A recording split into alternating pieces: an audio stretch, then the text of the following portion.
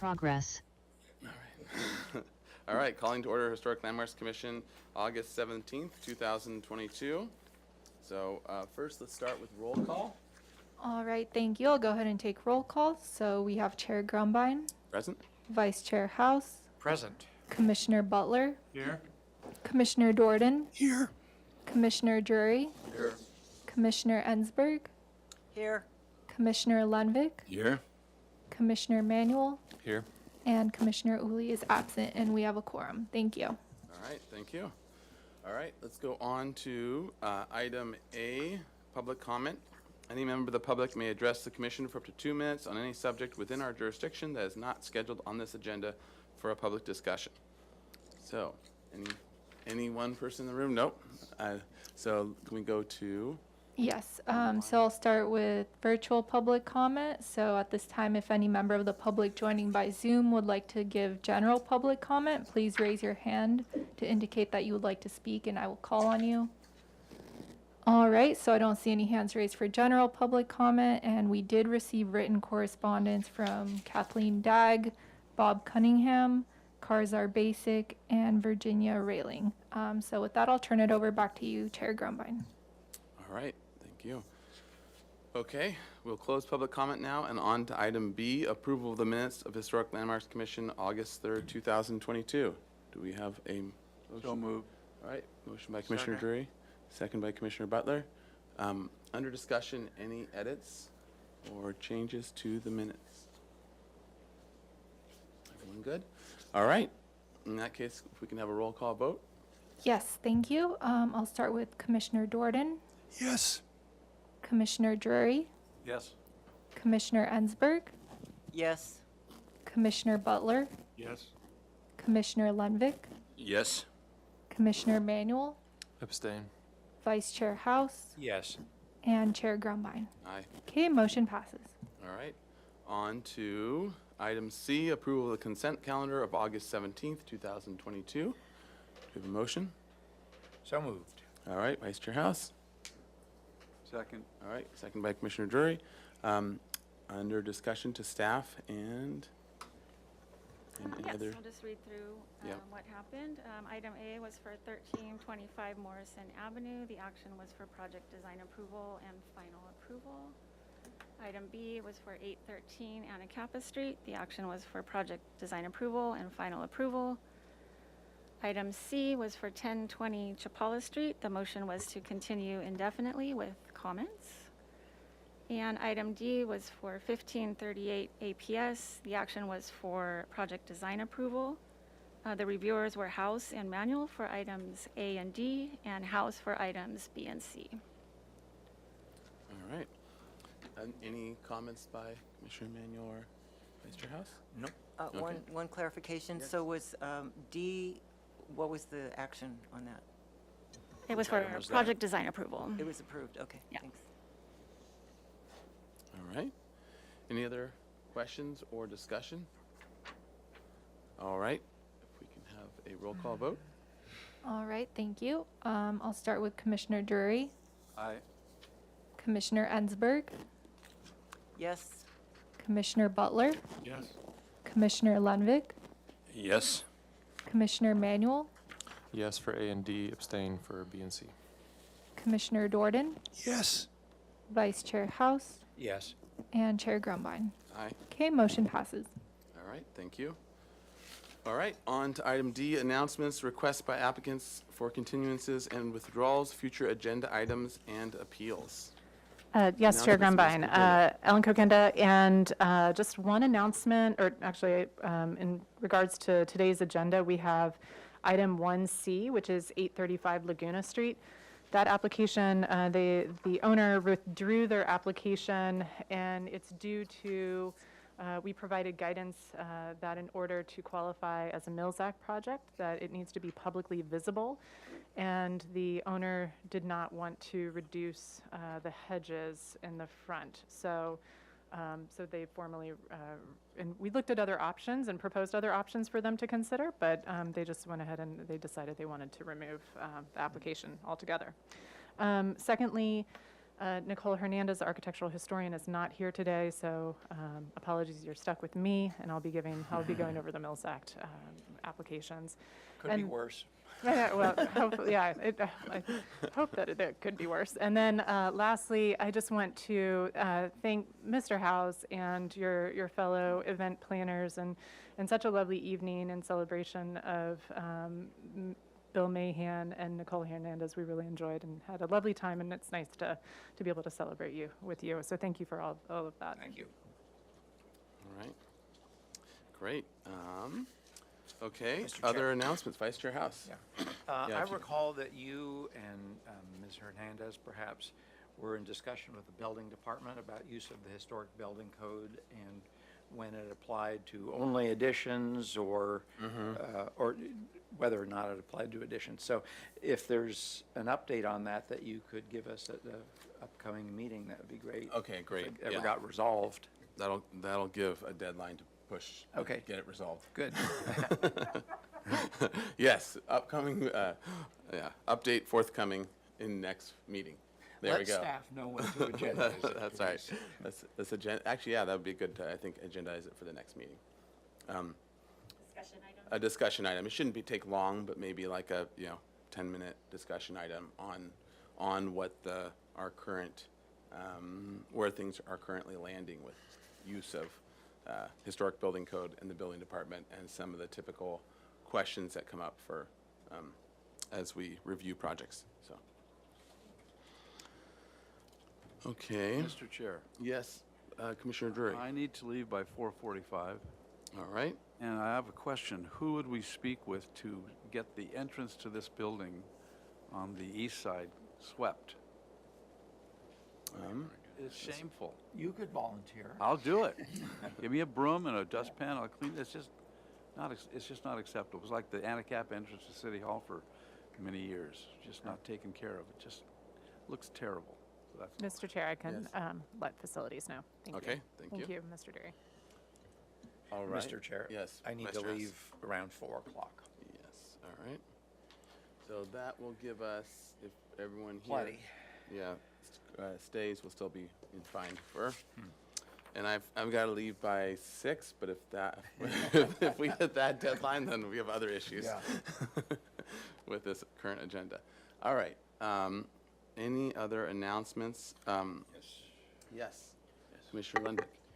Yes, thank you. I, being the landmarks representative to the State Street Advisory Committee, we had our first meeting after the long spring break this week, and we were introduced to the planners that have been hired by the city, MIG, and they have offices throughout the state and maybe around the country, but they're operating out of their Berkeley office, which I think is their main office.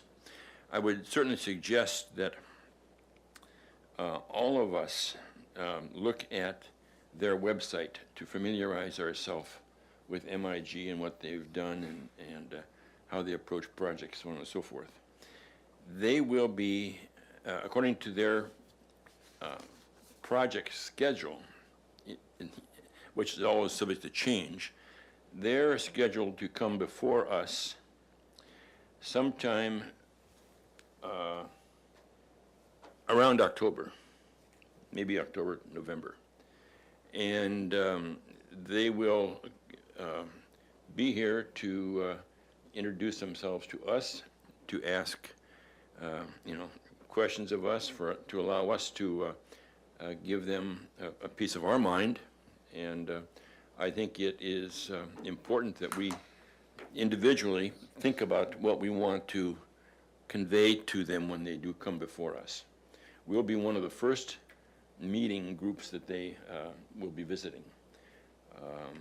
There may be some public events that occur around that same time, but we're really going to be one of the first groups they talk to. When we all of us, 17 of us, introduced ourselves and made a few brief comments, the comment that I made one of several comments that I made was that State Street really is, the built environment of State Street is really controlled by the city charter. And from that, you go down to ordinance and guidelines and so on and so forth. But the charter is what we really are going to look to when we see their work come before us, or come before the city as a whole. So we will be one of the first to talk to sometime in October, November. I know that the staff for the State Street Advisory Committee has not contacted our staff yet to arrange a date. So when I talked to Tess a little while ago, she's going to make sure she does that because our schedule is not always open. We're very much like doctors and dentists in Santa Barbara. If you want to get in to see someone, expect November, December, okay? So that is my report. Again, I would recommend that you look at MIG's website, familiarize yourself with them, so on and so forth. Thank you. Thank you very much for that, and we look forward to your continued report backs as this goes forward. And we look forward to meeting them and talking with them. Ms. Ensberg was also in attendance at that meeting, as observing what's going on. So that's appreciative, from the standpoint of what she's going to bring to the discussion as well. Appreciated. Yeah. Thank you, Commissioner Ensberg. And if you wanted to add anything more to that, or are you good?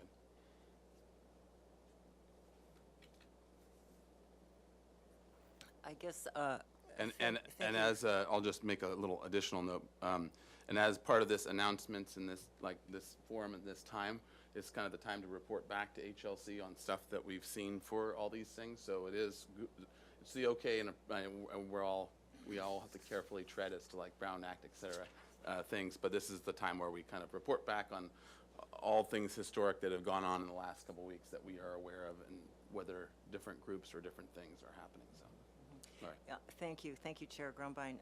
The only thing I would add is perhaps it might be a good idea to review the documents from the city, the scope of the work, to understand what exactly it is that is being, just to remind ourselves, to get clarity about the effort. What is the overall effort, and understand that better, so that we can then be thinking about the suggestions that Mr. Lemdick just brought up. Also, I was just thinking of one other thing that just slipped my mind. So. No worries, you can throw it back into the mix if it comes back to you. Okay, thank you. All right. And Mr. Chair, we can, just in response to Commissioner Ensberg's comments, we can share the link to the State Street Master Plan website and with all of the documents, so that that you don't have to find it. We'll provide it for you.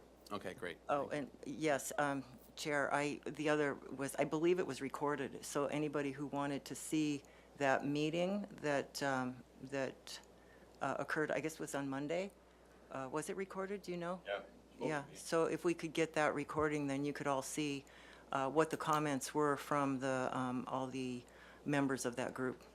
Gotcha. Okay. Thank Great. you. Thank you. All right. Any other announcements, requests, et cetera? I guess that last was actually a subcommittee report. Yeah, that's true. Well, speaking of which, let's go into subcommittee reports. Nothing here. Yes. I don't know that we need to report on, Mr. Jordan, you might want to report on the committee that reviewed the Mills Act submittals. That are on the Mills Act submittals They're on the agenda today. that are on Yeah. the agenda Yeah. today. Yeah. Yeah, the designation subcommittee had reviewed them, had a discussion, and raised several issues, one of which has already been resolved by the removal of an application. There are other questions that may come up as the commission as a whole reviews them. Great. All right. Thank you. Any other subcommittee reports? All right. In that case, why don't we get started? We are back on track here, and we can get started with item 1. This is a miscellaneous action item. This is for Mills Act contract applications. And so I guess we'll probably start with 1, and then we'll go 1A and B, and then C is off. So, well, why don't we do that in that order?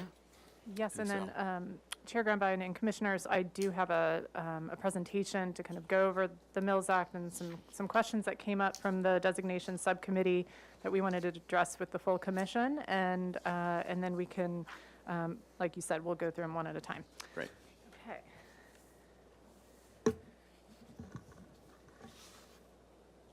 So as you know, we're going to be talking, the first 2 items on the agenda have to do with the Mills Act. It's a historic preservation incentive program. It's state law that was enacted in 1972, and this incentive is that owners receive a property tax reduction for being able to restore and maintain their historic properties. A really critical program. The city of Santa Barbara adopted the Mills Act in 2009 and was able to be joined by 90 other communities. We recently, the City Council updated the program rules and procedures in 2019 to expand that to other types. Initially, it was just residential, to other types of projects. And right now, we have a total of 60 active Mills Act contracts. One of the things that's really critical is that we have our general plan, and this incentive program fulfills the general plan objective to provide government incentives for historic preservation, and specifically the Historic Resources Element Policy, HR 10. In terms of the current rules, the total most recently assessed property value cannot exceed $2.5 million for residential single-family units, and then $3 million for commercial or multi-unit residences. And right now you can see that the total annual revenue loss to the city is $260,000, or that's allowed cumulatively is $260,000. Most of the revenue loss is at the county level, but again, the city does take a little bit of a hit in order to be able to support historic preservation. The average annual revenue loss per contract is approximately $1,332, and the estimated loss to date for the existing 60 contracts is just shy of $80,000. And I do want to point out on this slide that there's an estimated increase in that property tax loss should the board approve and recommend support for these other contracts. This slide is a little dated because it's identifying the 4th contract, but as I just mentioned, 835 Laguna Street withdrew their contract, so we're only looking at 3 applications, and so that $85,000 would actually be reduced. So what is the HLC's role in this? Is that you recommend to either approve, modify, or deny to the Community Development Director or the City Council to approve a contract. So again, you kind of have leverage. There's many things you could look at when you review the contracts, but you're supporting it, you're denying it, and to be able to give the Community Development Director or City Council direction. So one of the things that came up in the designation subcommittee had to do with scope of work. Generally, for most resources, historic resources, the entire site is included. Now, there might be some discrepancies where there are only certain elements that are identified as historic resources. So generally, the approved items and scope of work have to do with accessibility and life safety improvements, such as the seismic retrofit, any kind of repair to accessory buildings or replacement, such as garage and roof replacement, and then naturally to be able to restore, rehabilitate, and preserve any kind of architectural features on site. In addition, there's interior repairs and replacement, including kitchens, bathrooms, cabinets, dry rot removal, electrical, plumbing, waterproofing, insulation, and termite treatment, which we know can be an issue here in California. Window and door repair or restoration, front stair, entrance porch repair or restoration, and then naturally roof repair and replacement. And then lastly, just structural improvements. There's a whole host of those: foundation, framing, ceiling joists. So I know that your board generally looks at exterior alterations, but Mills Act contracts can support rehabilitation, restoration, that support. I mean, we're looking at wanting to support the structure, and maintenance is definitely a part of that. So there's different materials. I won't necessarily read all of these, but you can see that there's a considerable amount of materials that these contracts could support in restoring. So that, just another thing, that if there isn't something specific, if we've missed something, if it is necessary to rehabilitate, restore, or maintain a property, it is generally thought to be something that could be included in a scope of work for a Mills Act contract. Just a little bit of information here that the National Park Service defines preservation as the act or process of applying measures necessary to sustain the existing form, integrity, and materials of a historic property. And we wanted to point out, based on the discussion of the designation subcommittee, that, again, maintenance does help preservation and being able to preserve the integrity of historic structures. And so, again, it could be, if those existing materials are regularly maintained and deterioration is significantly reduced or prevented, then, you know, this type of work, and, you know, we want to make sure that the work that could be included could help restore that and protect that through the course of time. So just, and now we can kind of get into, unless there are any specific questions about it, the designation subcommittee did recommend support for the 3 items that are before you today. And let's just talk about the first 2, because the second one is a little bit different, and I'll explain that later. But the first one we have is 326 West Ortega Street.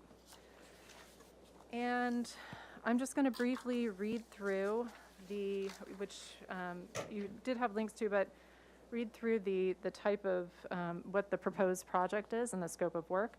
So this is it's currently designated as a structure of merit. It was constructed in 1890, and it is in the Gothic Revival style. And this is where Nicole Hernandez would definitely do a better job of presenting this. But I'm going to, like I said, breeze through some of the information. They are requesting floor restoration, leveling floors on the downstairs floor, replacing deteriorated and damaged floors with new to match existing on the original house only, and then sand and stain any new floors with Varathane. Replace ceilings, replace cracked and leaking plaster, and ceiling to drywall with insulation. Windows, to restore the window sashes where salvageable, window single pane to double or tempered within the existing sash. Replace damaged wood to match existing in profile, material, and configuration. Make windows functional by restoring pulley and weight system, which you can kind of see here on the right. There's that pulley and weight, some of the issues there. And then painting the windows. Patch and paint the walls, update electrical, improve safety and update outlets, replace drain from home to street, replace unit 2 bathroom. The yard, replace fallen and deteriorated fence, plant fruit trees and pollinating trees, update irrigation system for water conservation, repair stone wall with matching, on the left-hand side, replace or repair the stone wall with matching mortar. And if possible, replace the hitching post that was stolen from the yard. That's really unfortunate. Water, updating the main water line and improve pressure. To ensure that there are no leaks, install softener. Kitchen, replace the 1960s sink, cabinetry, raise ceiling to match other rooms, repair clawfoot tub, termite repair, replace visible damaged wood by termites, tent as needed. The electric box needs updating and more breakers, and updating it at 220. Roof, replace roof based on age and raccoon invasion, also unfortunate. Add period appropriate gutters, add solar panels on the least visible side of the roof, repair wood siding to match size and profile of original, update access to crawl space, paint outside of home, including the ornate trim and detail. That you can see kind of at the very top right, you'll notice that, if I can point out, that the trim is on the right-hand side of the structure, but you can see its absence on the left. Then update the doorknobs to be compatible with the historic period, update ceiling heating, install safety lights outside the home, update the porches addressing structural needs, And that is it. So that's a very comprehensive one. So I'm going to stop there. And if there are any questions, please let us know. All right. So just in terms of sequence here, did you want to go to have questions here and then go to the next ones, and then at the very end of all the two items of item 1, A and B, then go to public comment for it, then come back for discussion and motion, or? Let's, you maybe, wanna I break think we in should 1A? keep going. Maybe it was helpful to have a little breathing break while, so I can go to the next one, and then we can do public comment and then come back for Okay. questions, I think. So Sounds good. that was a long one. The other ones are going to be a little bit shorter. Okay, sounds good. It is difficult to breathe and talk with a mask on. Yeah. Okay. So this other one is 2019 Plaza Bonita. It's 2 is a structure of merit and designed by Edwards, Plunkett, and Howell in 1927 in the Spanish colonial revival style. Here are just a couple of images of the project. That's the original air conditioner. The original air conditioner, really beautiful. Let's see. So running through the scope of work for this proposed project, the roof, repair the roof to fix leaks, terracotta tiles to be installed to reuse existing or match existing, windows and doors, replace and repair and replace deteriorated windows to match original windows and material profile and configuration, wood rot, open any existing wall to repair wood rot and other damage, create proper drainage, add gutters, downspouts, and water management strategies, create French drains and proper ground drainage, retrofit and adjust the foundation of the house. Due to settling, the house is not settled evenly, and the doors and water infiltration. It sounds like there's infiltration there. Raise the ceiling in the upstairs master bedroom to height designed by Edwards, Plunkett, and Howell. Adjust the doors and windows accordingly. Move the room to adjust the roof line and meet the Secretary of Interior standards for rehabilitation. This project will retain all external original features on the front elevation of the house. Let's see. Upper bathroom, raise the ceiling to a height designed by Edwards, Plunkett, and Howell. Enlarge bathroom and update with new doors and cabinets. Redesign the circa 1950 addition, which is the bedroom, to be compatible with the original house. Windows and doors to be replaced to be compatible with the original doors and windows. Repair the roof and roof line of the bathroom addition to match the lines of the original architecture. Remove skylight and replace the window to be compatible with the original house. Update plumbing, fixtures, and floor. Replace doors and cabinets to align with the restored foundation. Replace interior doors to match original so that they align with the new foundation. Replace aluminum circa 1970s garage door with a wood door to fit the period of 1926. Replace knob and tube electrical system to current code. Replace 90-plus-year-old plumbing with new plumbing throughout the house. Replace heating duct system, furnace, and update the fireplace and chimney. Remove asbestos in the basement with certified teams for safety. Repair deteriorated decks in their foundation and retile. For the half bath, replace flooring with period tile and restore the wood window. Update fixtures and plumbing. The kitchen, replace flooring, cabinetry, plumbing, and restore windows. Repair and replace wood flooring, wood stairs, and railing to match the original. And that is the end of this particular one. So given that the 835 Laguna Street project has been withdrawn, I'll send it back to you, Mr. Chair, for public comment, then we can answer questions. All right, sounds good. Okay, so we'll go to public comment for item 1A and 1B. Any member of the public here wishing to speak on 1A or 1B? All right, so seeing none in person, if we can go to our online. Yes, thank you, Chair Grumbine and Commissioners. I'll go ahead and go over Zoom public comment. So if any members of the public joining via Zoom would like to speak on item 1, please go ahead and raise your hand and I will call on you. All right, so I don't see any hands raised for this item, and we did not receive any written correspondence, so I'll turn it over back to you. All right, thank you. All right, so we'll close public comment and back to the commission for questions. Mr. Chair. Yes, Vice Chair House. Seems to me in the past, when we've reviewed these Mills Act contract applications, we're looking at a breakdown of costs for each category and a total, and that's part of what we're making a decision on. Mr. Chair, we did have those breakdowns before us at the designation committee, and they're so broad and generic that it's tough to really determine whether or not there is the dollars make sense or that they're applicable in a lot of cases. Yeah. But we did have that information before us. Okay. I was just asking because it seems to me here at Yes. this board, we reviewed that, but if it's. And there's no reason why we couldn't in the future have it brought to us. But the 2 months it takes to bring it to us, the price doubles. So. Yeah. One thing that, at the time that the subcommittee was meeting, I was working off an old Mills Act document, 2013. So I was asking questions that were probably have been corrected or changed by way of more recent Mills Act documentation. One thing regarding 326 West Ortega Street, and the staff mentioned that they generally look at a project as being the entire site.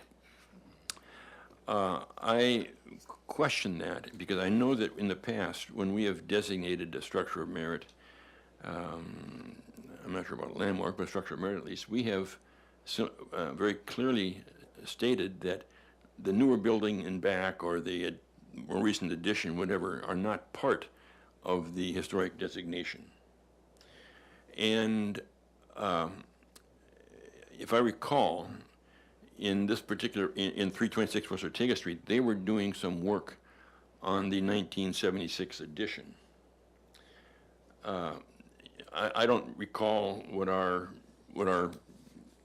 how we framed our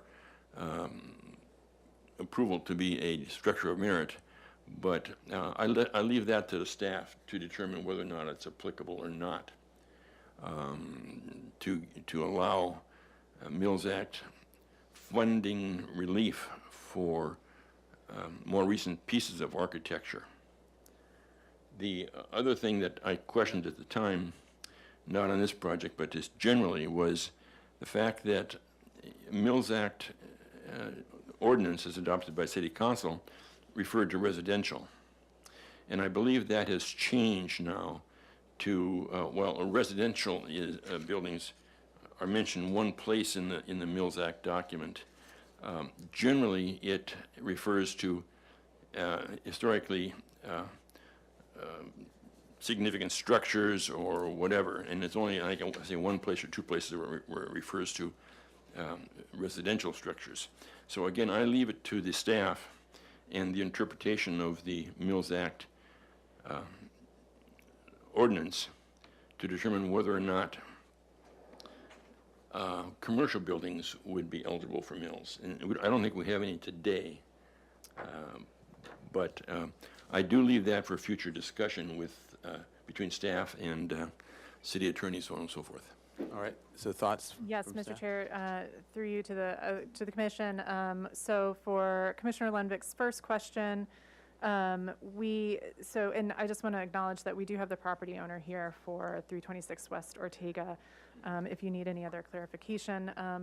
But for one of the reasons we wanted to point out kind of maintenance and looking at the site and perhaps the entire building, even though there's a later addition that might not be historic or contributing to the historic nature of the residence, still creating support, like being able to maintain that or improve it will support the overall structure. So we don't necessarily start drawing the line of like only this part of the house can be, the funds can be used for. We're able to expand the scope of work to be able to, the contract is available, the funds are available to support that. It could be a little bit different if they're saying, we've got a separate accessory building that's non-contributing and we want to redo everything to it. I can understand an argument for not necessarily doing that. I could get more clarification from the city attorney's office, but I just want to acknowledge that the entire site, at least for when it makes the additions and the way that the subcommittee supported it, was just blanket support for this proposed scope of work that's before you. Okay, and I think it would be good to get more clarity, and Ms. Hernandez might be able to speak to that as well, a little bit more in detail. But I believe the assessor's office, when they were looking at properties, they typically look at it for if it's a separate, like totally separate structure, and if you're doing like an ADU, for example, and you're building that in the back, then they look at that as a separate improvement that wasn't part of or attached to the historic resource, I think typically, but it would be good to get clarity on that. But I think that's part of how the assessor's office looks at it as well, and I think there was some tie to that kind of equation. Whereas if it's in addition to a historic resource, it would be hard to say like the plumbing stops here and the electrical Right, stops here. exactly. Therefore, this fraction or that. So I think that was a general way in which it had been treated before, so. But And if we can get more clarity verify on it. that on Yeah. the assessors, how they view the resource and other items on a property. And to Commissioner Lenvick's second question, so in the beginning of my presentation here, in 2019, the Mills Act ordinance was updated to include commercial properties as well as multi-unit residential. So yes, he was correct that initially when it started in 2009, it was only for residential. And we've since City Council expanded that, which is actually beneficial for us because naturally the City of Santa Barbara has historic resources that are both commercial and multi-unit residential. So we do have one Mills Act contract, I think. I know Nicole mentioned it, and I'm sorry, I'm not familiar with which one it is. I think if maybe one of the subcommittee members remembers which one she had mentioned, but I don't have it on top of mind. Yeah. No worries. Okay. Mr. Chair, Yes, Vice Chair House. to expand on my previous question, ultimately, City Council is going to review and approve the scope of work and the dollar amount. So that leaves me to wonder, what exactly are we approving today when we review these? All right. So, Mr. Chair, through you, you are making a recommendation. Your motion would be to make a recommendation to the Community Development Director for these two particular items. The item number 2 is a separate issue that it's requesting an exemption from City Council. So your role is either to, you can support or you can modify, you can deny, or, but ultimately it's the recommendation to Community Development Director. So, and if we don't recommend, we don't recommend. If we do, No, we do. I know, it just seems like we're basing it on not much of anything, so. But, maybe it's the recommendation of the designation subcommittee. Yeah, I think our And so- designation subcommittee is our get into the weeds group, right? Yeah. Where it's their job to, and we trust them. Okay. Yeah. All right. So the real question is, do you trust Commissioner Lenvick? Of course I do, implicitly. All right. Okay, so any other questions by the commission on these two properties and on the, Yes, Chair Yeah. Grumbine. So what was the recommendation from the subcommittee? Yes, the subcommittee approved forwarding to the full board these items, these properties for the full board's action. So we did find it acceptable. Okay. And I'd be prepared to make a motion if that's. okay. Any other questions before we go into a motion? Okay. Commissioner Lenvick? I'll make a motion on each one individually. Okay. I'll make a motion on 326 West Ortega Street that we recommend to the Community Development Director to approve Mills Act contracts and forward them on to City Council. I'll second that.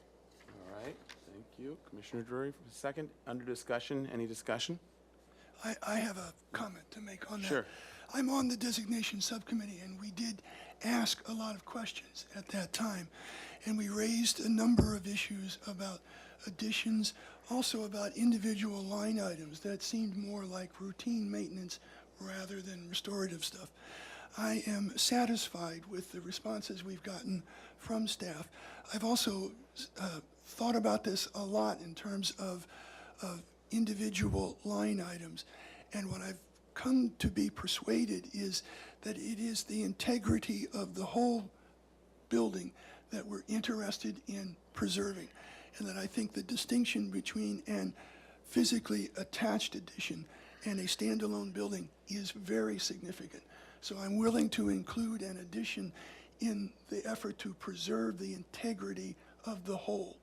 So I'm in support of this motion. All right, thank you. Any other discussion, comments? All right, so with that, if we can have a roll call vote?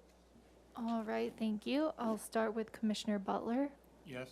Commissioner Lundvik, Yes. Commissioner Manuel, Yes. Commissioner Dordan, Yes, Commissioner Drury, Yes. Commissioner Ensberg, Yes. Vice Chair House, Yes. and Chair Grumbine. Aye. Okay, motion passes. I'll make a motion for 1019 Plaza Bonita, 201, sorry, 2019. 2019, behind the staple. Plaza Bonita, that we recommend to the Community Development Director to approve the Mills Act contracts. Second. All right, I heard Commissioner Butler outshoot Commissioner Drury, so, for the second, under discussion, any discussion on this one? All right, could we have a roll call vote, please? Yes, thank you. I'll start with Commissioner Lundvik, Yes. Commissioner Manuel, Yes. Commissioner Dordan, yes, Commissioner Drury, Yes. Commissioner Ensberg, Yes. Commissioner Butler, Yes. Vice Chair House, Yes. and Chair Grumbine. Aye. Okay, motion passes. All right, thank you. And Commissioner Drury, you'll be happy to know it includes sweeping the sidewalk outside of the building. All right, great, and congratulations to the, to the owners, and thank you for your work in keeping up your beautiful property for the city. Thank you. All right, okay, we'll move on to item 2. There is no A and B, just item 2. This is a miscellaneous action item. This is a Mills Act contract application. So it's a review of a proposed Mills Act program, 10-year rehabilitation plan that meets their criteria outlined in the municipal code. Recommendation to City Council to grant an exception to the Mills Act contract limits outlined in the Santa Barbara Municipal Code section, and recommend that the Community Development Director approve the Mills Act contract for the following property: 401 East Pedregosa Street, designated structure of merit on December 8th, 2021, constructed in 1912 in a combination of shingles and craftsman styles. All right, so, Thank you, Chair Grumbine. We can start off on slide 6 again. Same air conditioning. The air, it was that a air good conditioner's historic air everywhere. conditioner that floated around. So I'm bringing you back to this slide just because I want to clarify the Mills Act, the rules and procedures, and that the total most recently assessed property value cannot exceed $2.5 million for residential projects. This project, the assessed value of the home does exceed $2.5 million, and that is why in the project description it's requesting an exception through City Council, which is plausible under the ordinance. But And which we probably had a good handful over the last, I want to say, 5 or 6 years. absolutely, been a couple. and it makes sense given Santa Barbara property Even a shed values. almost Yeah, given a qualifies shed as- qualifies. Very true. So here we have 401 East Pedregosa Street. This is a structure of merit, designated structure of merit. It was constructed in 1912 in the arts and crafts shingle style. And in terms of the proposed project, the scope of work includes reinforced structure damaged by termites, replace the roof, replace damaged historic woodwork to match the existing, replace damaged and deteriorated shingle siding on the house to match the existing, repair deteriorated and rotted window frames and repaint, and then repair the interior historic woodwork as needed. So here you can kind of see the shingles on the exterior, the windows, and the front walk. And that, oops, I think that's it. I can go back to any other images if you need, but that's the shortest scope of work. All right. Great. That concludes your presentation. We can go to public comment. Any member of the public wishing to comment on this item? No? All right. Then we can go to virtual public comment. Yes, thank you, Chair Grumbine and Commissioners. So at this time, if any member of the public would like to speak on this item via Zoom, please go ahead and raise your hand and I will call on you. All right, so at this time, I don't see anyone wishing to speak on this item via Zoom, and we did not receive any written correspondence, so I'll turn it over back to you, Chair Grumbine. All right, thank you, Ms. Turnipskaya. On to the board, to the commission for questions. Any questions about this? Staff, go back to the first slide you put up that showed the dollar values, please.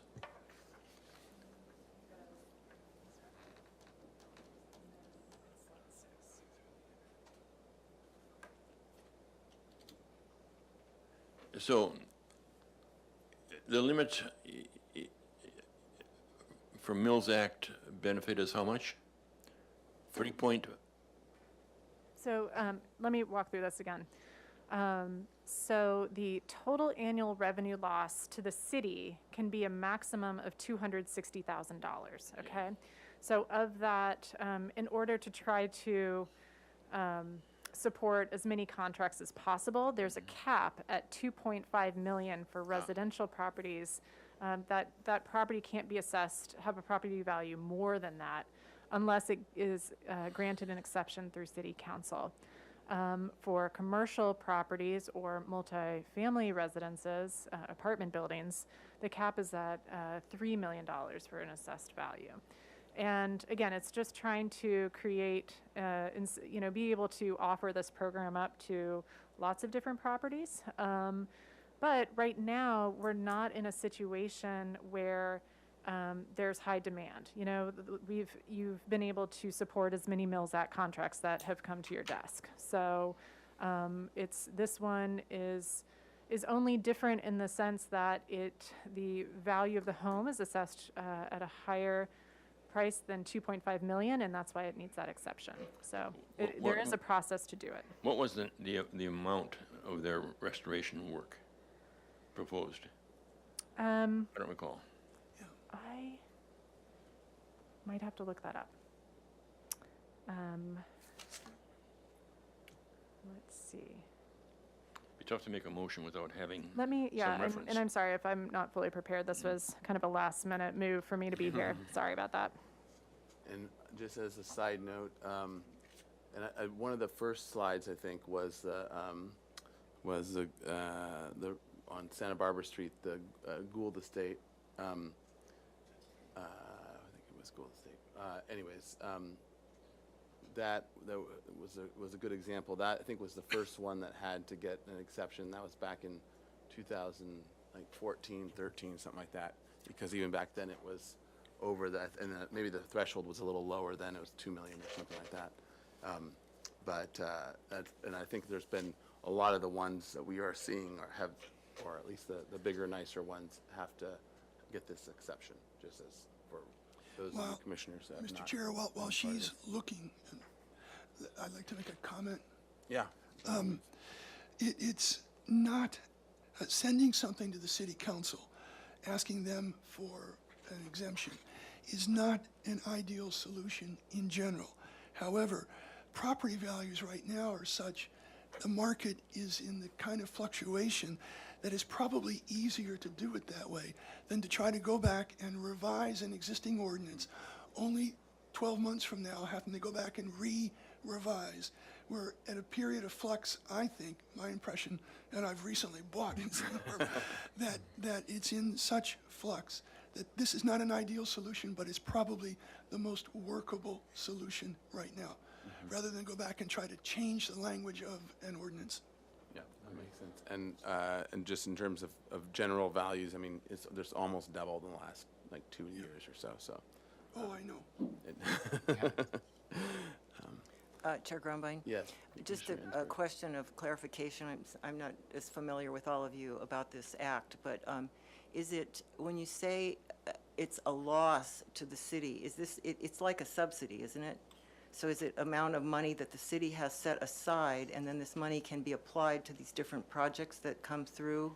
Yeah, No, can you No, I think explain it's that? It's a tax break. Yeah, Yeah, so it's the income, the not tax. assessor's office doesn't, it actually runs that process and that equation that they calculate your taxes on. I and see. They get a tax break. So it's a property tax break to the owner from the assessor. And But- that's- And that's the city's portion.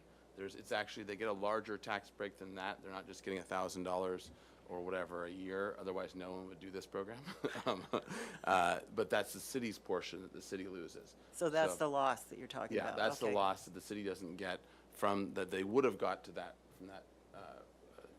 from that property tax. I see. But the county would also get some, and then it would be larger as well, so. Okay. Yes, and Stan. Mr. Chair, and Thank to you. Commissioner Ensberg, that, and part of it is, it's recognizing it's a loss, but it's supporting historic preservation in the city of Santa Barbara. And actually, it's only the smallest portion of the loss. The bigger portion of the loss goes elsewhere. So from the city, it's actually not that much of a loss compared to what the benefit of the property gets. Yes, thank you for that clarification. It is like an investment, it's just coming through in a different way. Yeah.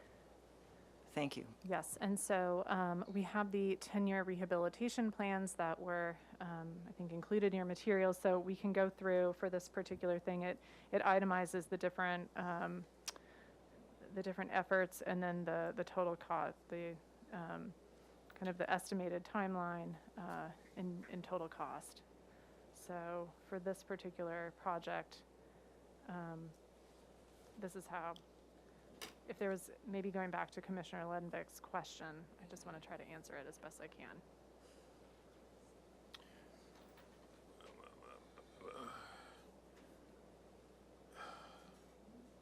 It doesn't answer my question. I mean, if an applicant is limited to 2.5 million, a request, and his costs, anticipated costs are greater than that, then it's that greater number which the community development director has to take to city council.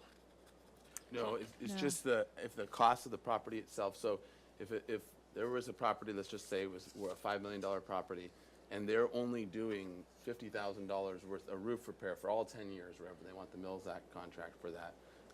Of course, it wouldn't be like that, but if you just, on the extreme example, no matter what their scope of work is and what their tax break is gonna be, if they're over 2.5 million, they automatically triggers that they have to go to city council, so, because basically it's too big of a decision to be made at the lower level.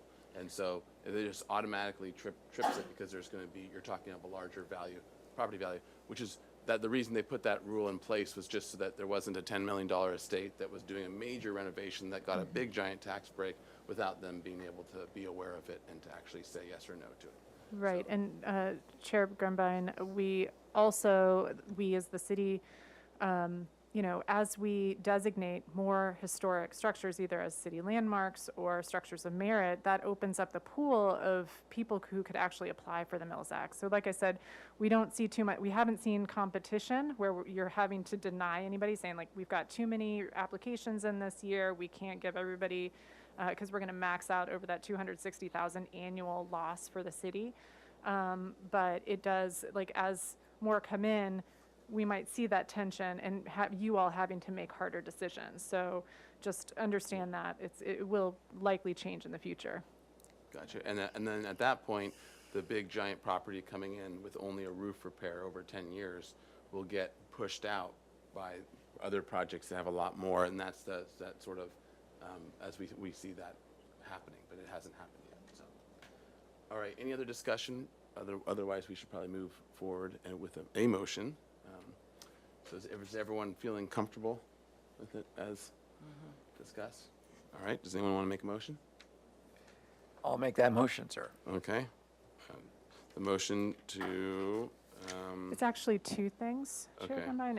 One is to recommend to City Council to grant the exception, a recommendation to grant the exception, and then the second one would be a recommendation to the Community Development Director. What she said. Okay, we make both of those motions. Okay. All right, well, anyone, Second? all right, Commissioner Drury for the second. Thank you, Vice Chair House. All right, under discussion, any discussion? All right, in that case, can we have a roll call vote, please? Yes, thank you. I'll go ahead and start with Vice Chair House, Yes. Commissioner Dorden, Yes. Commissioner Manuel, Yes. Commissioner Drury, Yes. Commissioner Ensberg, Yes. Commissioner Butler, Yes. Commissioner Lenvik, Yes. and Chair Grumbine. Aye. Okay, motion passes. All right, thank you. All right. And thank you to the property owner for this. We'll go on to item 3. Let's see, archaeology report for 425 Garden Street. The project consists of demolition of the existing development and construction of a new 29,000 square foot, 36-unit apartment complex. The project proposes 2 moderate income units, 4 very low income units, and 30 market rate units. No parking is proposed on site, consistent with the AUD ordinance. The project is proposed at a density of 94 units per acre, which is allowable with the state density bonus law. Excuse right, me, so Chair this- Grumbine, I yes. need to recuse myself from this project. I have a conflict of interest with the applicant. All right, thank you. All right. Oh, yeah. Can you, Commissioner Ensberg, could you please be specific at what the conflict of interest is for the record? I'm working on a project with that, Thank you. with the applicant. Thank you. All right, thank you. All right, so this is a request for acceptance of a Phase 1 Archaeological Resources Report prepared by Ignacio Requena. I'm gonna butcher everyone's names here. Maros Meyer, Carol DiNardo, RPA of Provenience Group, Inc. The report was reviewed by Dr. Glassow, who agrees with its conclusions and recommendations. So, would you like to come, or is anyone from the archaeology team? Okay, would you like to come forward and give us a brief synopsis, and then we will go to public comment, and then to, oh yeah, you could.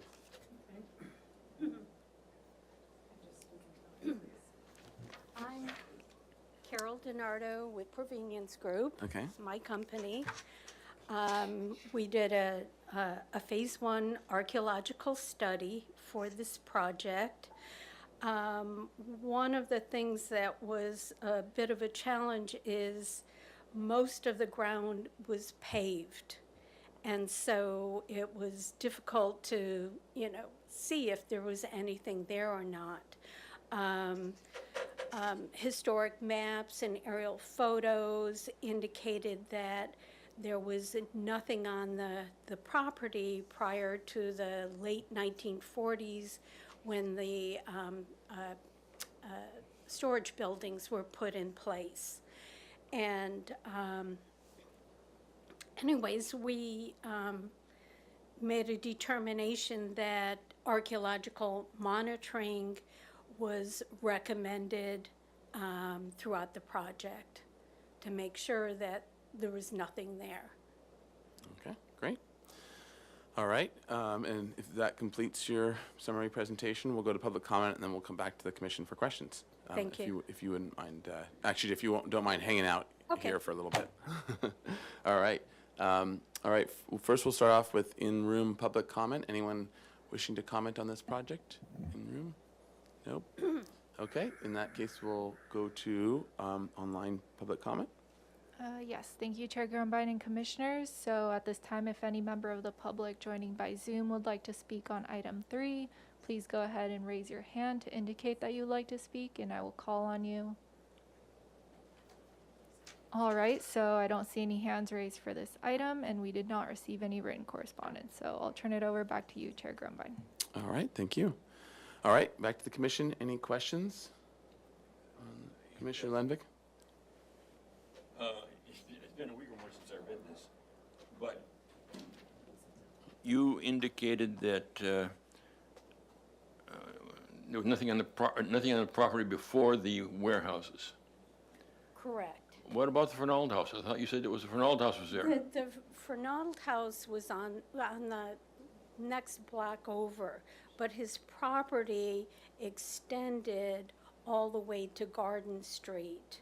And if you look at the old Sanborn maps, most of that area was vacant. I think there was a chicken coop, somewhere on this other end. But for the most part, there was nothing there. Didn't your report say that you might find waste pits and whatever there? There's always that possibility. Could finding those have an effect on the layout of the project?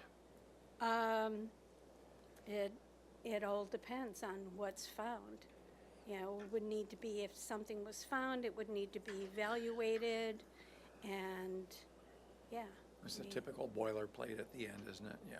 Yeah. Well, on Plaza de la Guerra Plaza, they're saying, well, we find cow bones there where they're having a barbecue, and we got to deal with that. And if you have waste pits or whatever here, you have to deal with it, right? Yes, absolutely. All right. Mr. Chairman? All right, Commissioner Butler. So you mentioned that because the surface was primarily paved, correct? You really weren't able to physically examine much. Can you expand on that a little bit and just say how much, if at all, or? I think 90 to 95% of the property was paved. 90 to 95% was paved, so you did not have access to that portion of the property? Right, or there were buildings. Okay, all right. Okay, thank you. So, and to just to be clear, the basic way of handling that is, having it monitored so that if there is something you find, and then you have to go You stop slowly work yeah. and- Yeah, yes. everything costs a lot more and goes slower. Yeah, I guess the consideration, because the location is so geocentric to the city, so I'm a little surprised that there wasn't something, because, we're on Garden Street right here, it's 3 blocks down. That's just an observation. Yeah, and they might find something when they start digging. Thank you. So, all right. Mr. Chair? Yes, Commissioner Well, Drury? I think a lot of that below, in line with the freeway was a huge lagoon and a marsh. Extended all the way across the front of East Beach, all the way past State Street. So there you go. Okay. So maybe they won't find anything. Thank you. All right. Well, question. Yes. Were soil samples given? No, I think that's a great point. Were soil samples taken? Because you can certainly No, but I believe we described the soils in the areas where we could see, and that was mostly like the landscaped areas. Okay. So And there was no, nothing, okay. nothing. All right. So with that, any other questions or comments on the report? Is there anyone that wants to make a motion? I will make a motion to accept the report as submitted. Second. All right. Motion by Vice Chair House, second by Commissioner Drury. Under discussion. Any other discussion? All right. If we could have a roll call vote, please. All right, thank you. I'll start with Vice Chair House, Yes. Commissioner Dorden, Yes. Commissioner Drury, Yes. Commissioner Ensberg. Oh, Oh, she she's stepped out. abstained. Commissioner Butler, Yes? Commissioner Lundvik, Yes. Commissioner Emanuel, Yes. and Chair Grumbine. Aye. Okay, motion passes. All right. Thank you. Thank you. Thank you. All right, we are on to item 4. This is a new item, one-time pre-application consultation for 633 East Cabrillo Boulevard.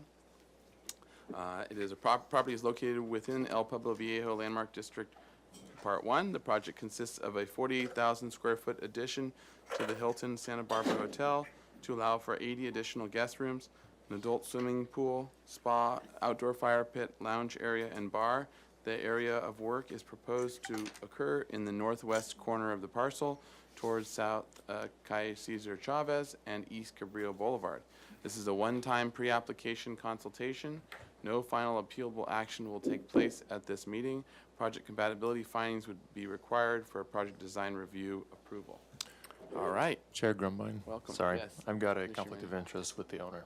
okay. And so, okay, we'll see you for item 5. All right, so welcome. If you can introduce yourselves for the record. Trish Allen with SEPS. Nice to see you. Good to see you. Good afternoon, Clay Arell, architect, AB Design Studio. All right, good to see you.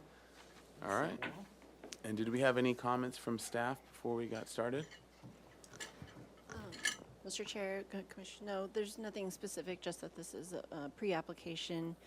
The project itself would come in and go to the Planning Commission as a coastal development permit. There's a specific plan for this area of the city relating to hotel development.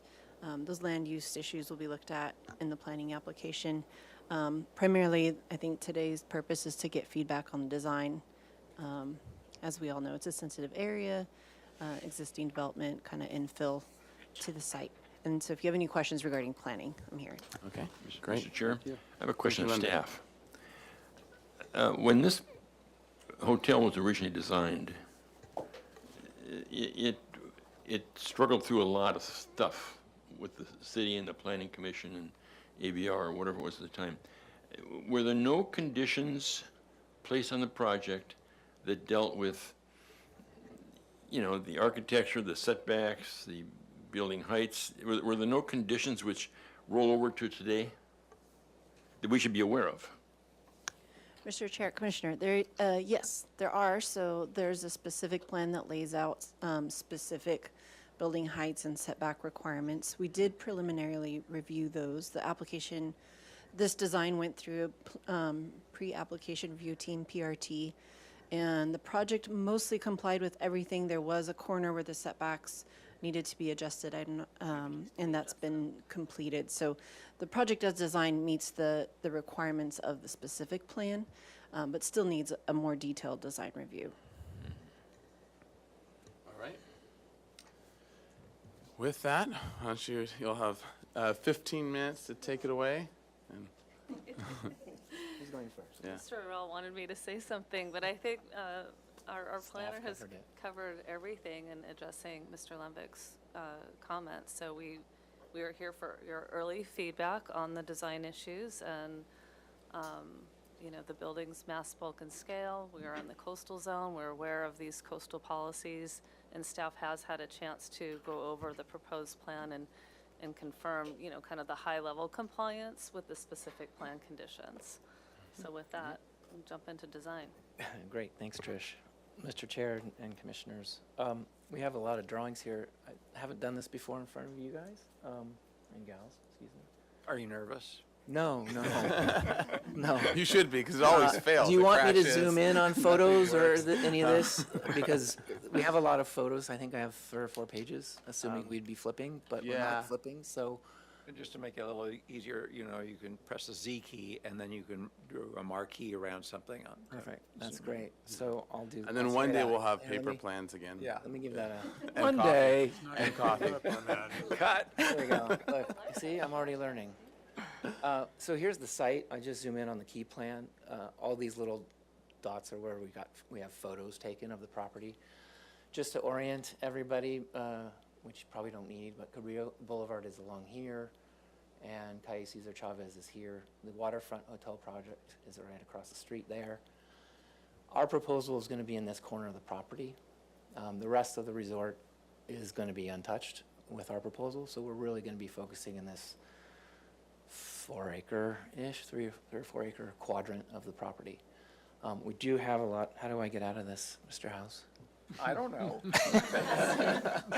Control Z. There's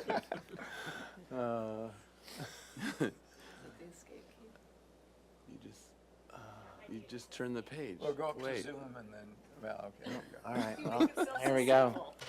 Here, I'll do that. I'd like to request a larger laptop. There we go. I got We it. like larger monitors. Yeah. Okay. Everybody's pretty much familiar with the Fess Parker Resort or the Hilton. So we have a lot of context photos. If you want me to zoom in, let me Yeah, know. I think I think that's we fine can to move go on. walk through if we need to. Bunch more here, mostly down by Calle Cesar Chavez in the corner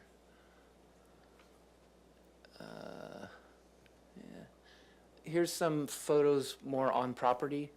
Again, just around this building here, which I've got the cursor on, is the Bougainvillea building. We'll call it Building B for now, so I don't stumble on that all day.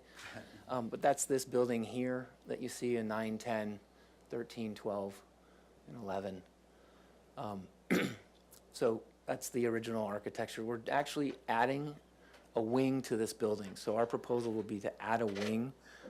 There's a number of reasons for doing this way, mostly for continuity on natural gas and to ensure that we can site the property right against some other constraints that we have related to parking and other things. Site survey, again, we're going to be looking at this quadrant of the property here. Here's our site plan. I'll use the Z key again. I'm learning. So existing hotel resort. Here's our addition to Building B right in this little, almost at the knuckle of the building. The Building A, this small little 8-room structure, will be removed as part of our project. And that'll make way for the pool out in front. There's a couple things to note on here. I don't know if it's on this sheet or the other one. Give me a second. Whoops. It's a little hard to read on here. Let me zoom in. I'm learning some tricks here. This line here is a property line that dedicates this land. So this is public space, not able to be constructed on. And then there's another line that kind of runs along these buildings where nothing can be constructed. And I don't see it on this plan, but we might have it on another plan. I'll get to it. I think it's on our other site plan. Those of you who've reviewed the waterfront project probably know that there's some parking that is happening on this property in conjunction with that development. That is all in this corner up in here. So our constraints for siting the building, obviously, 1, maximize views to the ocean and the mountains. 2, setbacks from Cabrillo Boulevard and Calle Cesar Chavez, and then reorganizing the parking in this area to maintain this parking back here, and we'll see that a little bit more in the next slide if I can figure this out. So, I'm gonna zoom in, see if I can get every piece. The setbacks for the project, there's a 1-story setback, which is this line here, which is 120 feet from the curb. So not the property line, it's actually from the curb. That's what's in the specific plan. And then it has a 2-story setback. Anything 2 stories has to be back 160 feet from the curb line. Our setbacks along Calle Cesar Chavez are pretty insignificant. You can see the setback line here. I think it's 20 feet. Don't quote me on it, but we're way away from that setback. Again, removing this Building A here so that we can make way for a pool that would be able to enjoy views of the channel and the ocean, et cetera. And then the building wing, new wing, kind of lands in here. And then we've reorganized this parking, adding more planting. We're actually at this stage of the game, we have more permeability when we're done with the project than we have today. So we're actually moving in the direction of more permeability, more landscaping, especially areas like this right now, which are tennis courts and hardscape, where we're converting into landscaping areas. And I believe the number is 25,000 feet, thereabouts.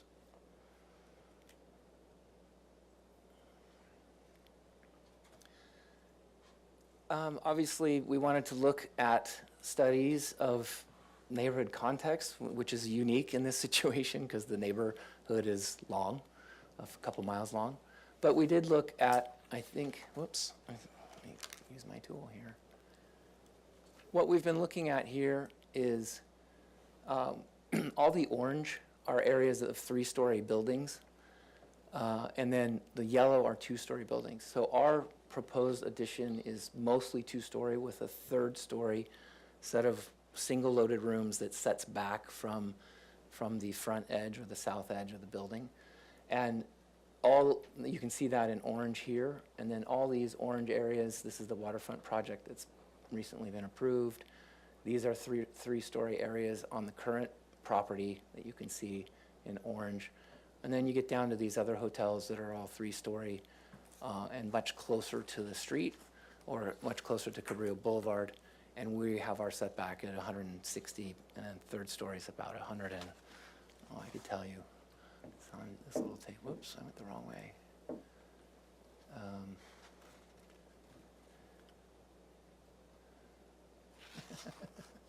Here we are. We're 203 feet back.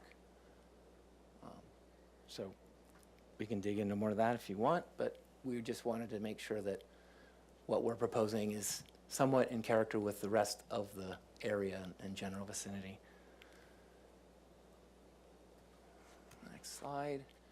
Here we've done a number of view studies, cross sections looking towards the mountains from the north side of the Cabrillo sidewalk, or north side of the Cabrillo Boulevard.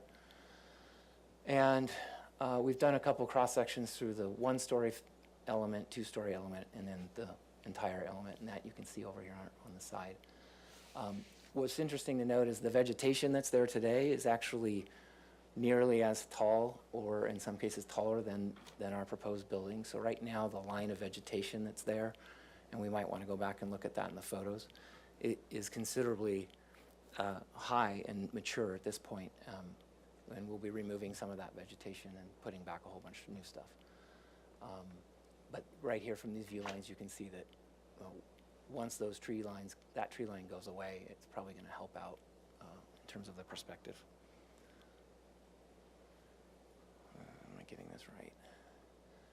I'll go through the floor plans quickly, but simple hotel layout, double-loaded corridor for now. Rooms on the ground floor here facing the ocean, and then these rooms face towards the mountains. Second floor basically stacks on the first. Excuse me. Here's where we're tying into the building and doing some interior remodeling. We did step the west side of the building here on the second floor. We stepped it back from the first floor just to reduce the mass on the corner as you're turning up Calle Cesar Chavez. And then the third floor steps back again on that same side. Oops, I'll go down here. So we have the first floor roof, second floor roof. Third floor is here. It's pulled back, so these rooms are pulled back basically over the corridor of the second floor, so that we can get a step back on the massing from both sides, frankly. So we only have a single loaded corridor on the upper floor. Roof plan here with a mansard roof and equipment availability. And then we'll get into elevation. So this is we did a street elevation, just trying to get the context of the addition with the surrounding buildings. So this in the center is the addition. Over here to the left is the Waterfront Hotel, the elevation for that. And then you can see over here buildings B and then C and other buildings as we move further away. And again, trying to get the silhouette of the mountain in, make sure that we're respecting that. It's an important element that we all want to maintain. I can just roll up. Here's the zoomed in version of this. So we have kind of a center entry area, quasi lobby. It's where part of the pool bar is going to be, but it's the main entry of the hotel. That'll have a small roof deck above it on the third floor that'll be for communal use. And then the third floor rooms kind of work off the side here and here with private balconies.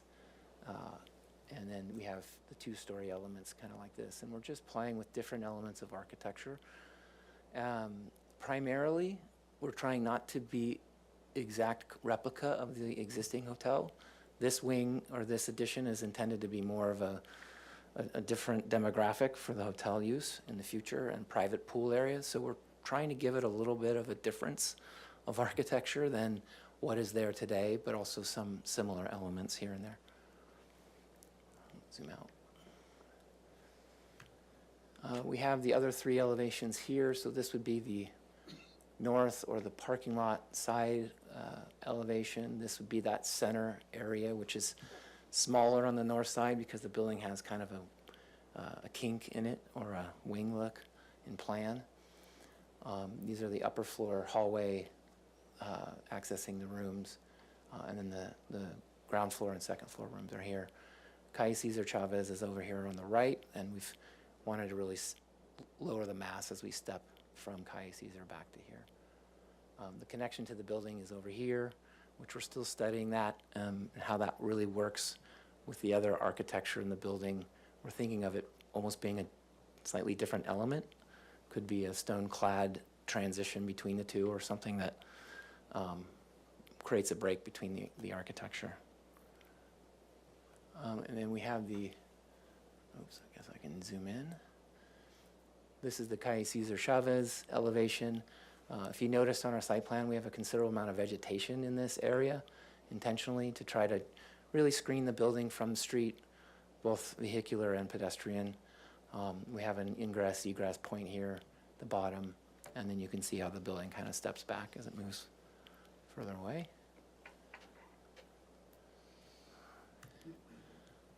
I think that's my last page. We don't have a landscape architect on board yet. We haven't worked through that. We've done conceptual landscaping in-house just to show greenery and things like that, but that's where we're at for today. All right. Looking forward to your comments. Great. Thank you. All right, so if that concludes your presentation, we'll go on to public comment on this item. Any member of the public wishing to comment on this item? In-house or in the room? Anyone? No? Okay, in that case, we'll go to online or oral yes. public comment. Thank you, Chair Grumbine and Commissioners. So I'll go ahead and go over remote public comment. So if any member of the public joining via Zoom would like to speak on item 4, please go ahead and raise your hand to indicate that you would like to speak, and I will call on you. All right, so I don't see any hands raised for this item at this time, and we did receive one letter of written correspondence from Judy Williams. And so with that, I'll turn it over back to you, Chair Grumbine. All right, thank you. All right, we'll bring it to the board or to the commission for Mr. Chair? questions. Yes, Commissioner Drury. So could you put on, I think it's northwest elevation number 1, that was one of your last.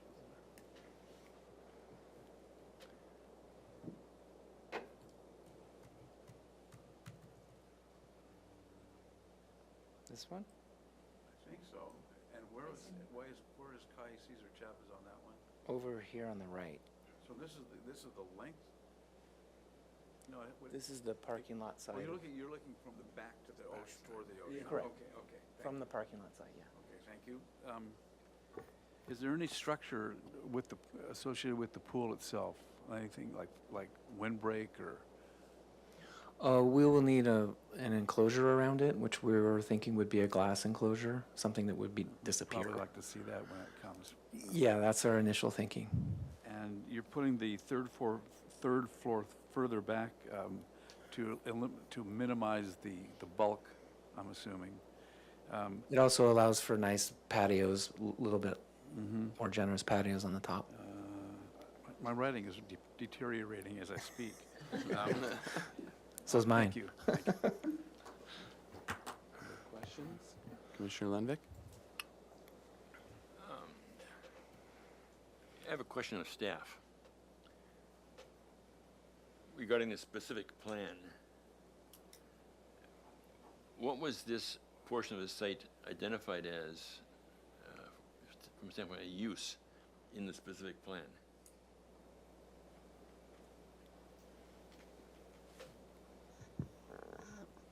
I mean, Mr. Chair, it's Commissioners. tennis courts now, and I assume that was it, huh?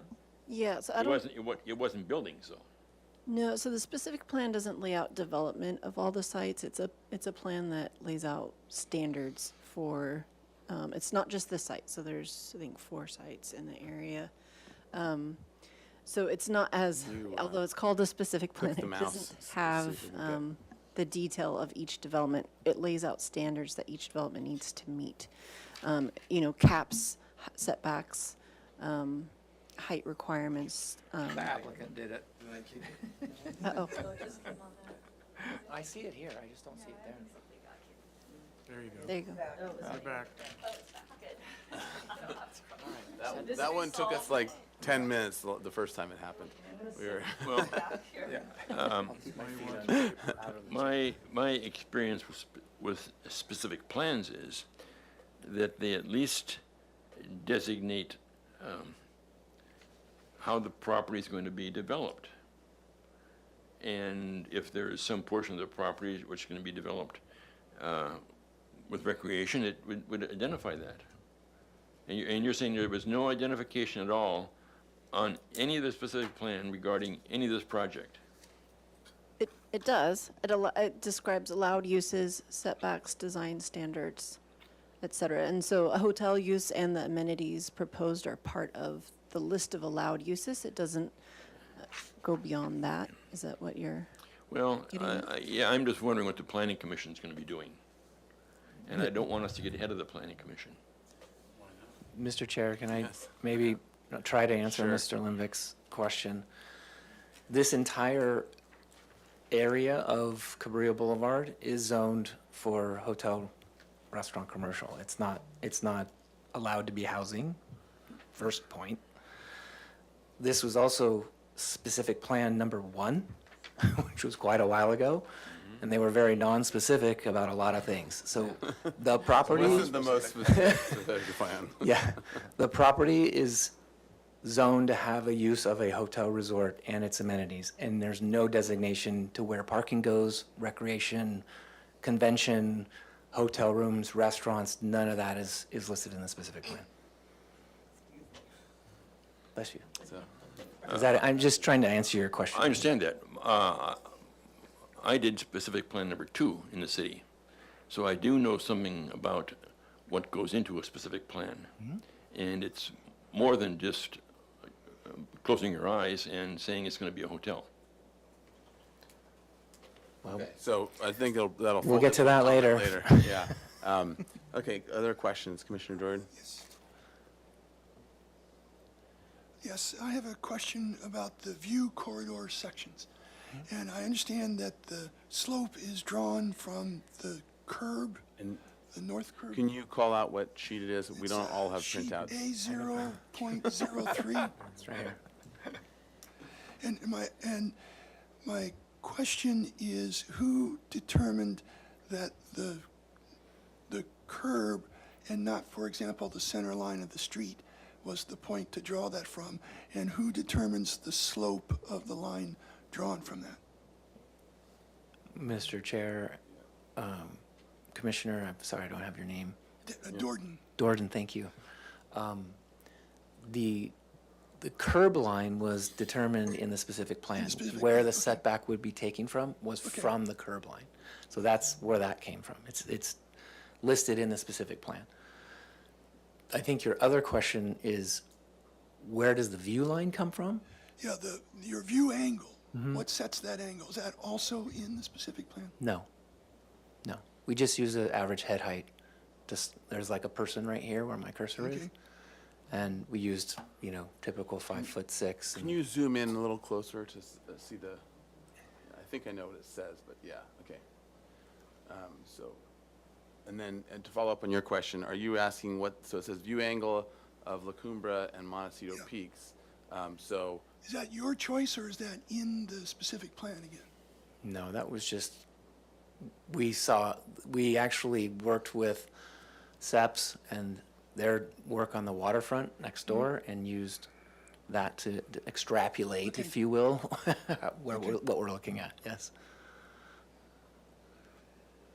Okay, and so just as a point of clarification for it, so that section, and this might have been tied, now if you can zoom out, you're taking your sections through that far end of the building. Another section to look at would be also, Here, somewhere through the there. Yeah, Yeah. okay. But your thinking is that in general, it's going to be about the same in terms of what our views are? Yeah, our thinking was, it's not exacting and 100% parallel, but this end of the building is your closest end to impact, right? The further east you get, the building pulls away in your perspective. So we went to this, The closer, got it. we could have flipped a coin either way, right? Yeah. We just picked the area that was closest to where somebody would be standing. Okay, great. And a question I had was, can you go to the elevations which have the existing building on there, and that you have, you're plugging into? Down Yeah, here. I guess it would be, yeah, there we go. Okay, so can you highlight where your building is? Okay, so that's the building that we saw the photographs of, the Yeah. B building. Building B is single story out front, then it steps back to 2-story, and it actually has a 3-story way in the back that you can't really see in the perspective. But we're plugging in further back where it's 2-story, Gotcha, okay. and I can show you on the site plan if that helps. That's good, that helps. So helps what explain it. happens is, in fact, I'll just show you because it might help clarify this. Oops. This is the 1-story part of building B that we're looking at in that elevation, which effectively hides everything back here. Gotcha, yeah. Okay,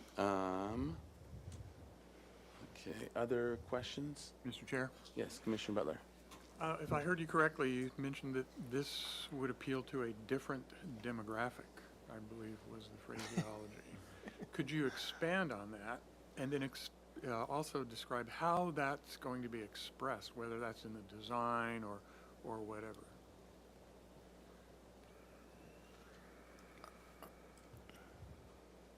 Mr. Chair and Commissioner Butler, the resort currently has one large pool here, and it's quite often used as a family pool. And the intent on this addition is to have it be a little bit more of an adult area, not really crazy adult area, but just a little bit more like less kids in the pool. Santa Barbara adult, right? Not Las Vegas adult, but that's the intention, and that's more of an operational thing than anything, but I have 2 kids at home. I love them. They're great. We'll swim in that pool. Just not in that. Not in that pool. And so when we looked, the other part of your question, when we looked at the architecture of it, we wanted to give it a little bit of a distinction. And the architecture of the existing hotel has a Spanish Mission bend, but I don't know how strong it is in terms of being authentic, and we wanted to be a little bit more closer to what's happening at the waterfront, and a little bit different. And that's just an artist thing, just trying to create a differentiation from what happened in '86 and where we're at in 2023 or 5. So, 6. Speaking of that, can you go back to the elevation, and the side by the elevation where it's plugging in? Oh, sorry. I'm getting the hang of this, Steve. So it Here? seems, and actually you can start off on the left on the waterfront maybe first. I haven't seen that in a pan. while. Yeah. Yeah. Okay. So looking at this and then now scrolling over, if you could. Oh, now you're really going to test me. Yeah. There it is. All right. There we go. Yeah. Make And then myself keep busy. going. It's really so weird I looking up here. So was there, what was the thinking behind you? I see sort of 1, 2, 3, 4, if you keep going, 5, sort of like clusters Here? of, yeah, where you're changing opening shapes or language, kind of. It's all Spanish, Colonial Revival, but you're changing that. It seems all sort of a little preloaded question here, but it seems like you've got a lot of different components or different shifts going, and it seems like it might be more than what other things are going on to the right and even to the left. Was there a certain thought in terms of the languages that you're trying to break it up with? Yeah, what's kind of the reasoning? Some of the reasoning, because then you change window coverings, you change shapes, you change to trellises, you change to big arches, which. Right. Yeah, so what's the kind of thought process for the? Great, sure, Mr. Chair. I'll do my best to address this. Remember, we're here on concept. Yeah. Very early study of this thing. The biggest issue that we're dealing with on this property, as compared to the rest of, let me rephrase that. The biggest issue we're dealing with on this addition to the property, as compared to the rest of the property, is the orientation of the building. Even the waterfront is kind of wrapped around a courtyard in a way, and has some smaller masses out front. This is a long block, And so what we're trying to do is break it up into chunks. So, I can't remember the length, let's call it 300 feet or more. So trying to variegate the massing, the ins and outs, and still have it function as a normal hotel. So that's where the starting point has been, is just to try to break up that long facade so that it's not, Yeah. doesn't look like a 60s apartment building with window holes in it, right? But a plaster one, right? But a plaster one. Okay, great. All right, any other questions? Before we start going? Yeah, Commissioner Drury? I have comments. Oh, Well, I Any have, other I have questions, yes. okay. Thank you for this presentation. Can we go back to the diagrams you had with the heights, the colored, showing the, different 2, 3, and 4, or 1, 2, and 3 I will story? try.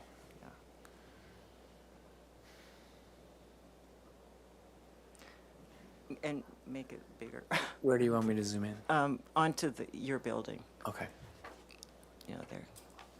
So maybe just going back to what you were talking about before, where you're plugging into that existing building and the 3-story, isn't that 3-story, the orange in the back? Yeah, And we're seeing it in this illustration, where it ties in to that to number 9. yeah, Mr. Chair and Commissioner Ensberg's, I'm so sorry, Cass. No, it's okay. My brain is not working today. I think that we have a little typo here. The 2-story portion plugs in, the 3rd story is pulled back a little bit. So that orange here wouldn't touch the yellow necessarily. Right. So, But when you were showing before how that there was a 3-story piece behind that we couldn't see. yeah, that's There we this see back it now. here. There it is, right? Yes, yes. Okay.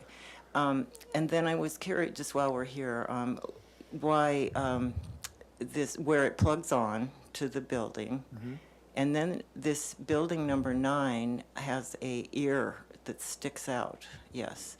Are you concerned about that with, the unit that's going to be back in that little corner? I was just wondering about, the view to the ocean and how that would be blocked there. So that was just something I was wondering about. And wanted to mention it here since we're here. So, Mr. Chair and Commissioner Ensberg, Yes. you've probably found 2 little typos that we have here, but this little section here is actually single story. Okay, So that should be actually green right in here. So okay. Well, just, we have a little pocket here where you're going to have a little bit of that, but we feel that pulling it away so that you can get more angle out this way is beneficial. okay. So That's and- for the families, the kids will stay. that's right. And The then. rowdy kids. Thank you. Back to the view angles. Obviously, the closer we get to the building, the more it blocks the view, right? Yeah. So if you're across the street by the ocean, then you're going to have more view of the ocean than if you were on the sidewalk walking along on the city side. Correct. Right.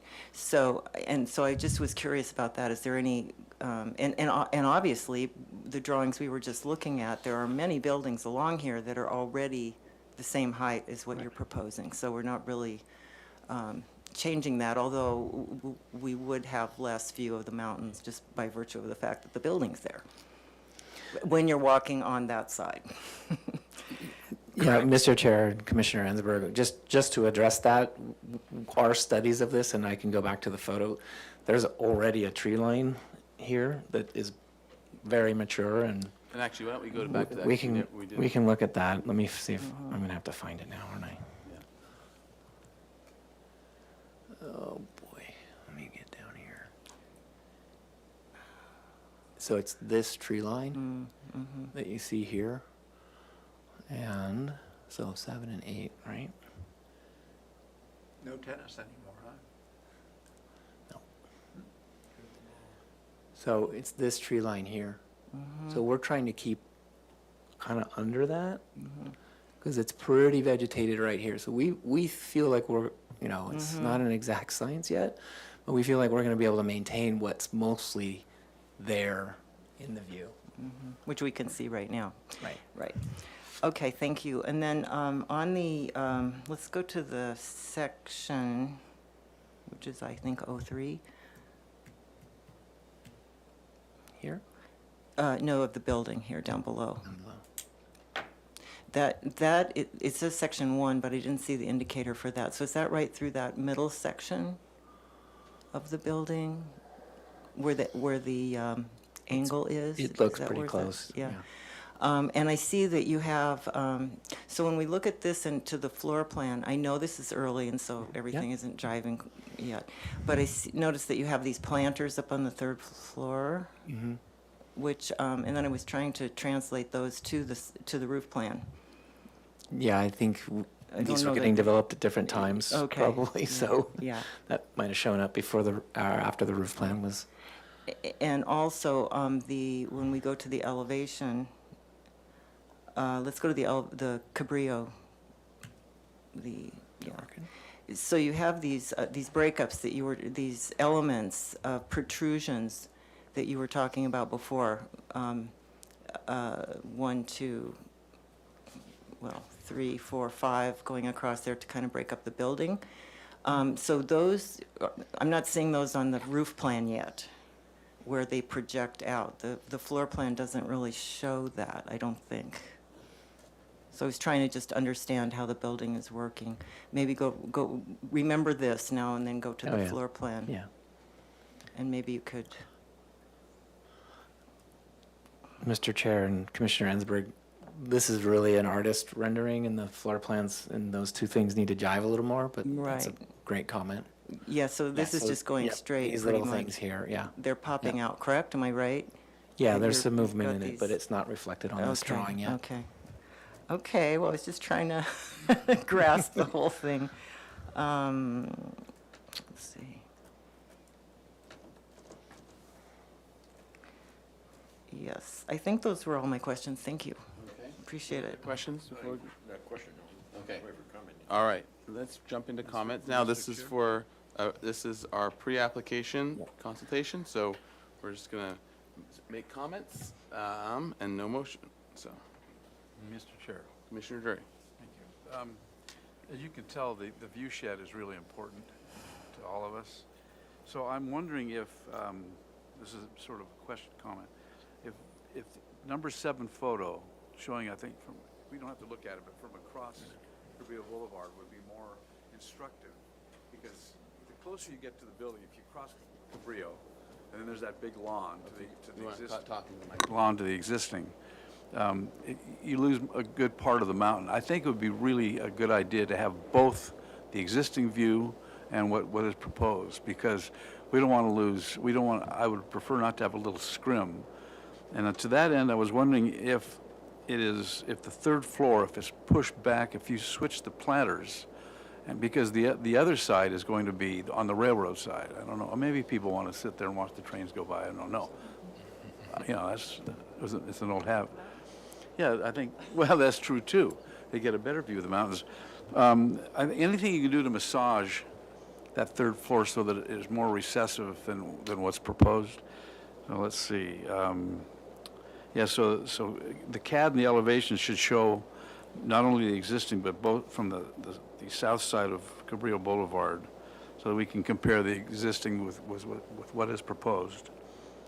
I think that's about it. I actually deciphered most of my writing. Thank you.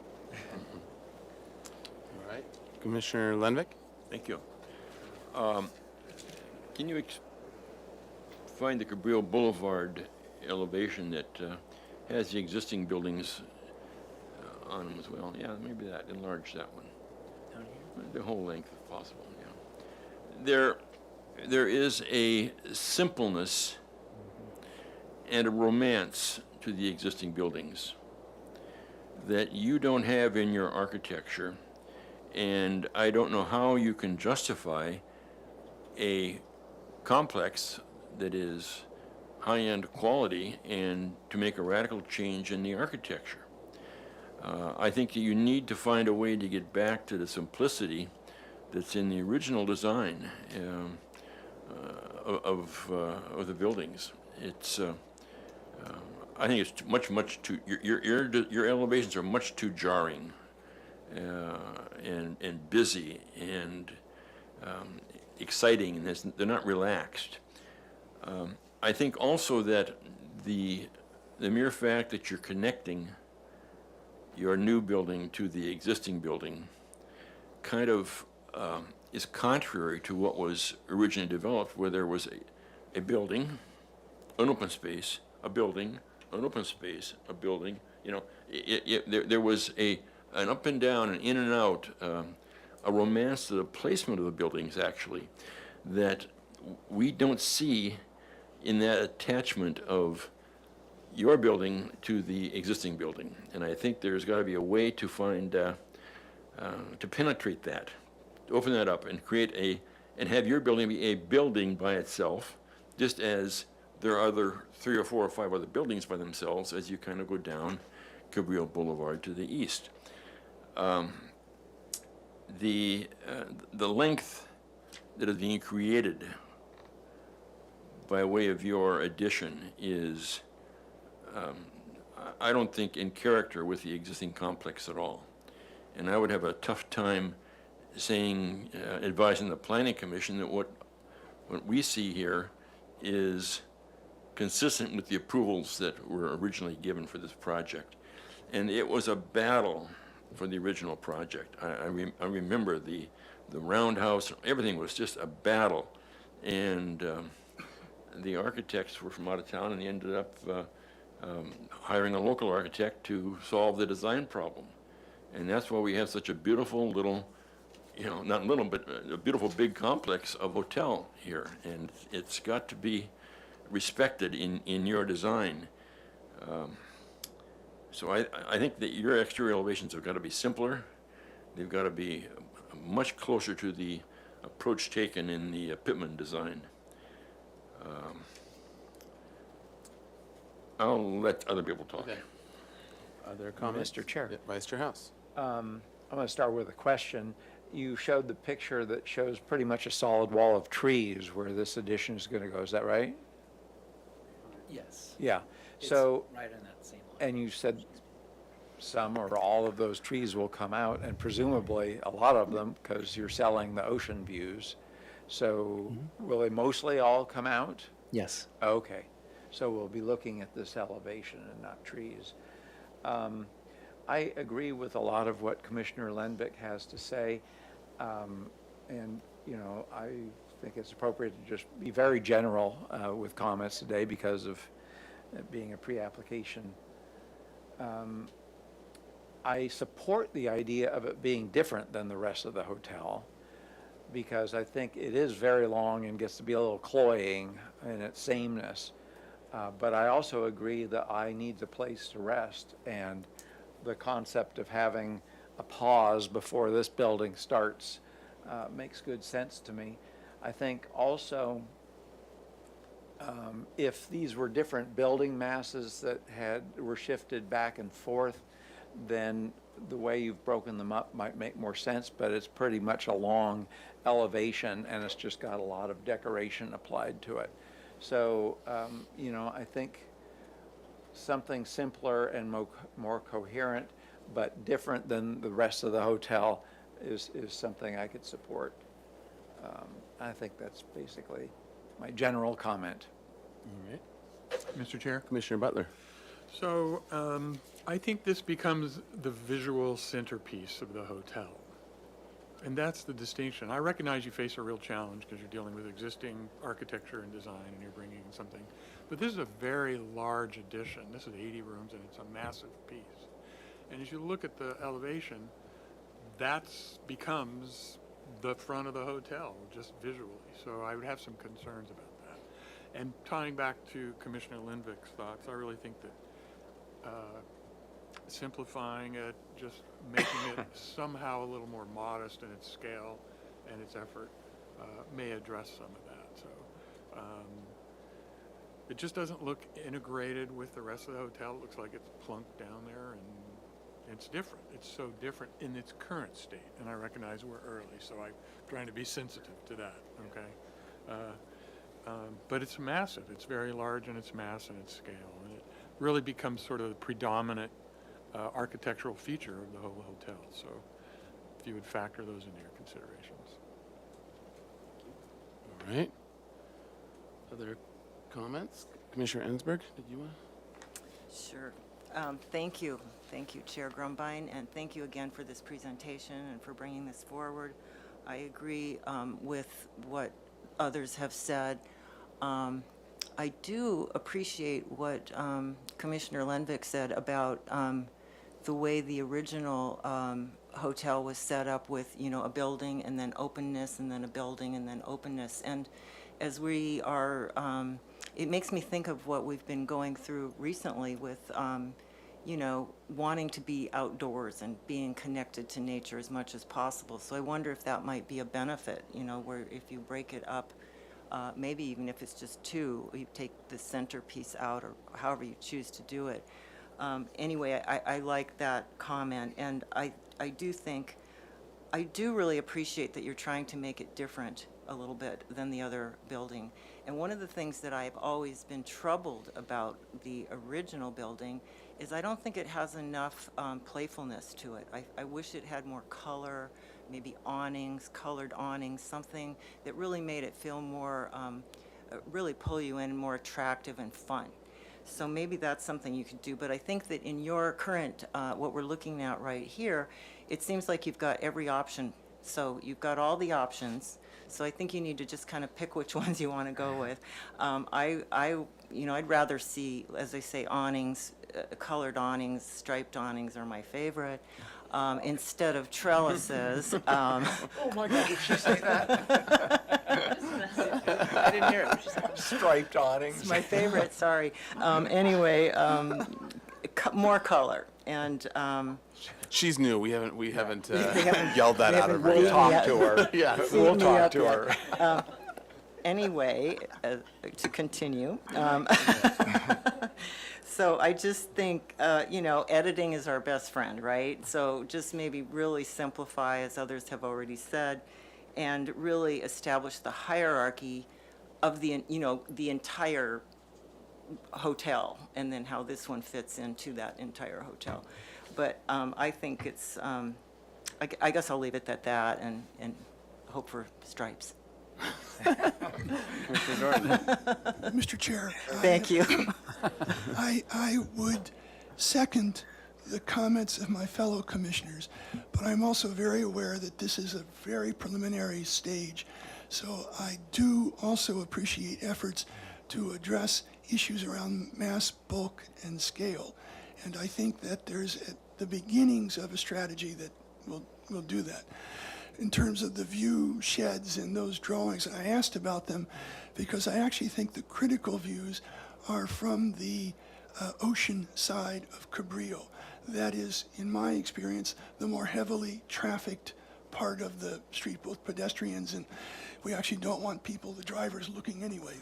But that's why I asked about where that line was drawn from. And I am pleased with those view sheds. I think they're headed in the right direction.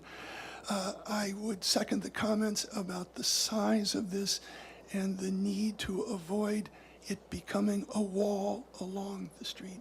So I do also recognize the strategy of trying to develop some local symmetries. And right now I see it as between too many local symmetries and the kind of simplicity that others are drawing from. That's your problem. This is a preliminary design. That's why you came here. So I am generally supportive of this basic strategy, seconding many of the comments that the fellow commissioners have made. Mr. Chair? All right, Vice Chair House. I have one other comment. This is a really difficult project to present because it's such a long ribbon. So I think that a 3D model is going to be very crucial, even at the next presentation, so we get a better idea of what it feels like to see this added on to the existing hotel. Mr. Chair? Yes, I Commissioner just Drury. add, invoking Commissioner Mahan, we need a little bit of poetry in that front elevation. Take that as It's you a will. technical term. Yeah. The stripes will get you one vote. Yeah.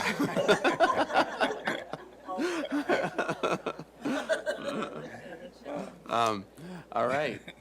Okay, so I think we agree with the comments, for the most part, made by all the commissioners. Just sort of the piece, if you actually could zoom in on the upper right, on the right elevation, yeah. And just, I think Commissioner Jordan's comments about how this is really a mass bulk scale time to be discussing this, and that's true. I think that there are some ways in which the mass bulk and scale might a little bit inform also the language and where you're going with it. And I think this example where you have your two different gables here on the left, the low slope looks like it's 3.5 and 4 and 12, and then on the right, the stronger one, which looks like it's 6 and 12, or maybe 5 and 12. So even that language shift of these gables and the slopes will give effect to that overall mass discussion. And I think that part of the comments of like the simpler, bigger masses of the other buildings will play into this in your strategy. I think your overall organization makes a lot of sense, and the overall massing of it is making sense. It seems like there might be opportunities to potentially break those chunks up at the massing scale as well. And I think that a 3D model is really what we're going to need to see to really judge it well. But I think in general, it's overall mass seems to me for right now to be making sense, but the 3D model is what's really going to tell us. So let me try to give a shot at summarizing here. Okay, so let me one observation, as I said earlier. It appears that when I look at the existing plan, that the building you're connecting to, and then the two that are to the east of that they're perpendicular to Cabrillo Boulevard generally, and therefore they're perpendicular to the ocean view. It doesn't appear that there was a real considered effort to make half the rooms an ocean view in the existing development. And maybe one of the problems that you're facing is that you're trying to maximize the ocean view, and that is kind of in and of itself is kind of contrary to what the existing development has done. So, just an observation. Sure. And actually, Doris, what reminded me while you were speaking, there's one more thing I wanted to look at with the section. And I think this has to do with the massing. Going to be part of the massing question is, yeah, if you can zoom in there. I think that the mass, when I see this mass in section, whether or not you have planters or what have you, I think the form of it is a little questionable. And I think in elevation it's deceptive, what it looks like, and then when it comes into 3D, what it'll actually feel like. And I think that's going to be part of your challenge is, I see where you're going with it, but it might, I don't know if having that much space on the upper floor and centered is going to be the right move. And I think if you, in studying it in 3D, it might not make much difference to actually shift to one side or the other as you study your views and what it actually clips. So I think the section of that is a little bit, it's going to feel strange unless you work some magic to get it to all connect. So that'll be part of your challenge. Okay, so let me try to summarize. First, in general, I think that we're supportive of additional development in this general area for this project, and this initial massing stage is the important one to get right. I didn't hear anyone say that we still need to see the studies of the views, but we didn't hear anyone say that they're intrinsically against the third story in this location, but we need to see how it plays out in the massing. So with regard to the view shed, we see it as very important. The study, the photo number 7 in particular, taking those same views from the sidewalk, the close sidewalk, would be important. And I think overlaying what the 3D model of the massing is going to be from that view as well as along the sidewalk, other views along the sidewalk will be important to see. Another part of the 3D massing that we're going to want to see, I think, is going to be both as aerial views, not just looking for the mountain side of things, but also aerial and understanding that how things are going to work in full 3D. The one comment was made to recess the third floor, or at least study recessing the third floor further back and seeing if how that impacts the view of the mountains from the sidewalk. The general comment of needing more romance and or poetry, and perhaps simplifying as a way of getting to there. With the current design and elevation looking too complex and too busy, too much going on. And so looking at simplifying. Another comment was that from multiple commissioners, and I agree as well, is that it is okay for this piece to be different from the other. It doesn't have to be exactly the same language as the other, but it needs to be simpler and more unified in itself, although it can contrast. It can be supportable to be somewhat contrasting. Another comment was that this portion becomes really the front of the hotel, or at least a major symbol of the hotel, and so it's going to be very important to get this portion correct and well designed. One commissioner was in favor of more color and even striped awnings.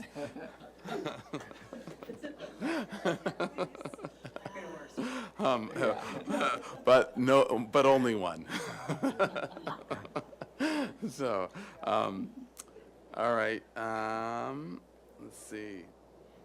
I think those are the main comments. And any other comments to add? Well, I don't agree that being different with the architecture is the appropriate way to go. And I think you inferred that.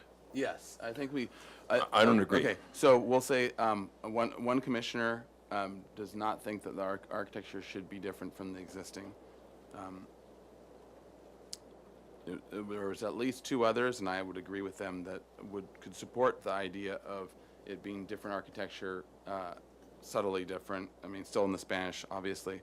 It'll be Spanish colonial revival, and I guess the reference point that I would take, and I would ask the others that would give this, was looking at, for example, the waterfront across the street, and that being sort of sympathetic, Spanish colonial revival, but a simpler version than what is currently being proposed and what's currently going on. Mr. Chair? Yeah. I would look at that drawing across the room there and see that there's more simplicity to it, yet there's differentiation in massing, but it is a long elevation. And so, that's kind of a good example of where to go. Chair Grumbine? Yes, Commissioner Ensberg. We also said, or I believe Commissioner Lenvik said, and I agree, is that, I guess I'm going to say it like, the pattern of the existing is building. Oh, yes, good okay, point. I think that's really important, and that maybe consider, I mean, this is, early, so these are just all ideas to help, going forward.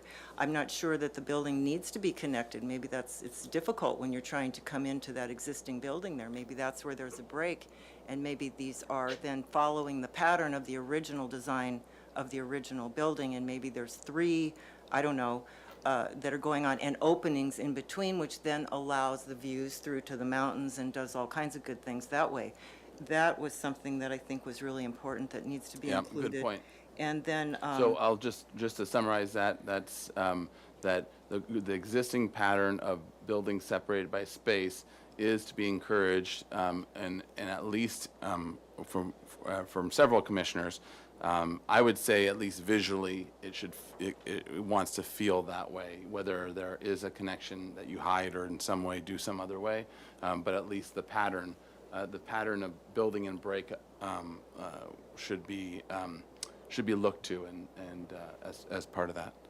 And yes, and also I think it's, while we all appreciate the word poetry, I think that word can be difficult because it means different things to different people.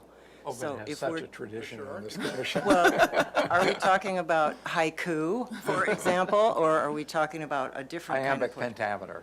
So, that's good. so, yes. So anyway, I just want to say, because I believe that what we're seeing here is so, I like, as I said, I like the fact that it's different, a little different, but this is way different.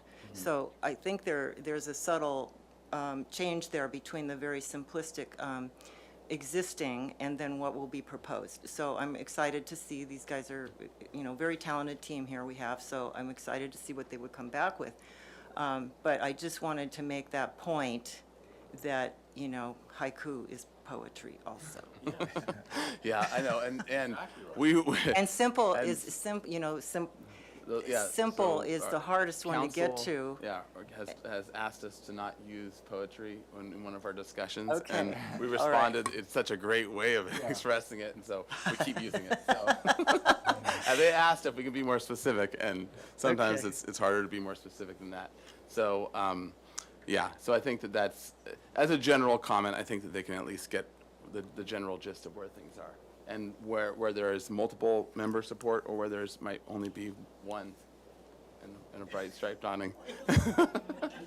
Which I'm not, there's plenty of historic examples with striped awning, so but I know that has been a general frowned upon thing. And no lately. limericks either. All right, so I think we've got a summary of comments. So I think we're all in understanding? Yes. Okay. Great. Thank you, Mr. Mr. Chair. Thank you, Alright. Commissioner. Just a clarification for staff next time, would you like a summary of the specific plan for this site? Like, would it be helpful to have the details of that? Yeah, I think so. I think that we know that, I'm going to put words in Commissioner Leming's mouth, but it's sort of similar to like when we ask about mechanical equipment and where it's all going and how it's all venting and everything, all those things. It's more to bring it up the issue because we regularly see that come back to bite everyone later after it goes through the process, and then they have to change the design. And so it's more in that spirit of trying to front load that those generally speaking problematic issues. So I think that is helpful. At the end of the day, it's not going to be us that make sure that it is, but we tend to see a lot of those problems come back later. Please know that he's wearing a mask, so you can't put words in his mouth. Now I can because he has a mask. Digressing. Okay, so anything else before we, all right, thank you. Thank you. Mr. Chair, since we'll be mid-agenda item by the time I have to leave, I think I'll leave Yeah, now. all right, sounds good. Should we have a short break? Yeah, let's have a break. And this is then we'll have our last item. with Adjourn. Ross. All right. I came to say I must be going. Turn for anybody watching. Yeah, on TV. 10-minute, let's go, I'll call it a 10-minute break, or 10-minute recess, sorry.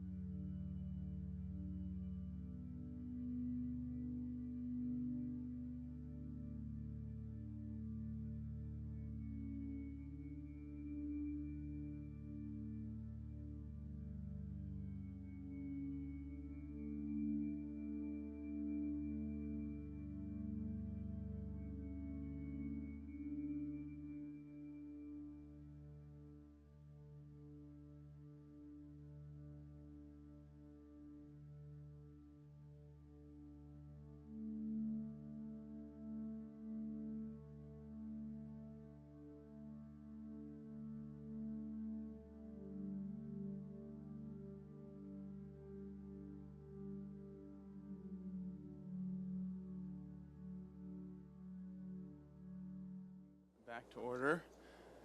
Historic Landmarks Commission, August 17th, 2022. All right, so we are on to our last item, item 5. This is a new item for concept review. It's 432 Dones Avenue. This is on city's historic resources inventory, constructed in 1920 in the Craftsman style. The project site is located within the Lower Riviera Special Design District. The site is currently developed with a 1,200 square foot single-story, single-unit residence and a 216 square foot one-car garage. Proposal to demolish the existing 216 square foot one-car garage and construct a new 600 square foot two-story accessory dwelling unit, ADU. Replacement parking for the primary residence. This includes one uncovered parking space to be located in the existing driveway. Staff hearing officer review and approval is required to allow the proposed ADU to be located 8 inches from the east interior lot line and 6 inches from the south interior lot line. No final appealable action will be taken at this meeting. Project compatibility findings and minor alterations for resources on the historic resources inventory or within a historic district overlay zone findings would be required for project design review approval. All right, so welcome. If you can introduce yourself for the record. Hi, Jarrett Gorin from Vanguard Planning, and it's been a while since I was at this board. It looks like at least half of this board are new people, so I'll do my best to get everybody's names right. Might stand up and be looking at your name tag. Could we get my computer up there? All right. And they make us do PDFs for presentations now, so it kind of makes the photos. I can't get the photo the full screen, but I'll do my best. And actually, there is also, I think you press Control Z or something, or some cheat commands. Oh yeah, that's right. Just hit Z, and then you can click and drag it to whatever side. Oh yeah, okay, great. So I want to start off looking really at the immediate surrounding neighborhood and the site. And the story of this project is we've got this neighborhood with these kind of really small lots, and all the surrounding buildings are all kind of built out to their lot lines. And it's an older neighborhood. Donzy's a pretty intact street in terms of when you walk down it, all the houses are sort of in their original form and haven't been changed a whole lot.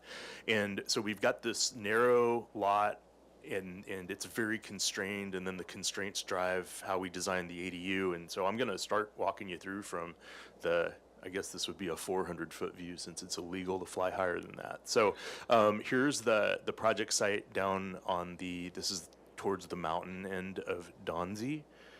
And then this is, when you get down, this is our property here. And I'm going to just show some of the neighboring properties, and then we'll get back and focus on ours more. But here we've got next door. You can see that this house is sort of developed in the front of the lot, which allowed them to develop this accessory structure in this back corner. And then you'll see how ours works out. And then as you just go down the street, the pattern of development here is basically you've got a house which is almost at a zero setback or on a zero setback on one side of the lot, and then you tend to have an accessory structure which is on the other side of the lot at a zero setback, and then you've got these driveways that go back to what was probably one-car garages or I don't know, carriage storage or something back when they built these things. So this is just further down the street. Again, same deal, accessory structures all the way across the back, lot line to lot line, same thing going on here. This is looking at our property, and this is the house, this is the accessory structure they built next door. Here's our existing garage. This is the garage on the adjoining property, basically touching our garage. And you can see on our lot here, and it'll show on our site plan, but we have this, our lot's even more constrained than nearby lots, because not only is it kind of skinny and small, but our existing house is built lengthwise on it, front to back, which really limits the open space potential that we have on this, and that was a major concern when we get into the site plan. This is a close-up view showing this is our property right here, and I wanted, because we're going to be talking about setbacks and setback modifications. And so I think it's important to look at what's going on here. And this is the common corner between our property and the 3 adjacent properties where we want to put this ADU. So we've got our garage here, which is, I think, like at an 8-inch setback right now. We've got our neighbor's garage right up against us, similar setback. We've got this 2-story apartment building, which is at a 0 setback, backing up to, I mean, this building is I'd say it's a major feature of our backyard. And then we have the corner of a parking lot right here. So this is the area that we're going to be looking at with the ADU that we've designed. And then here's a view looking, I guess, towards the mesa. But here's the back of our house. Again, this is our neighbor's garage roof. This is our garage roof. And here's that 2-story building right there. And then this is looking straight down at the other corner of our property. So here's our house, which I think it may be at like a 3-foot setback. It could be 4 feet. The neighbor, my understanding is that this was a recent development. It may even be an ADU, but you can see that they had a garage here, and then they built up a 2nd story on their ADU, and they set back their ADU from both property lines. We've done it on one, and I'll get into why we did that in a minute. And then this is looking at that same structure. So this is our roof here, and that's the neighbor's ADU that they did, or I think it's an ADU. So then this is looking at our property from the street. So here's our driveway. Our building would be back here. Maybe you might be able to see the peak of the roof back here. This is walking up the driveway so you can see where our garage is. Here is our backyard. So this is standing next to the garage looking back across the yard. And this is the end of our yard over on the right-hand side here. And then this is standing over in that side of the yard looking back towards our garage. And this is the back of our yard, is this wall of this building. And then this is the relationship we have of our existing garage to this building that's behind here. So I'm going to get into talking about setbacks and where setbacks are valuable and where they might not be as valuable. And I want you to burn this picture into your mind and be thinking about this when we talk about that later. So let me get over to the plans. Let's see here.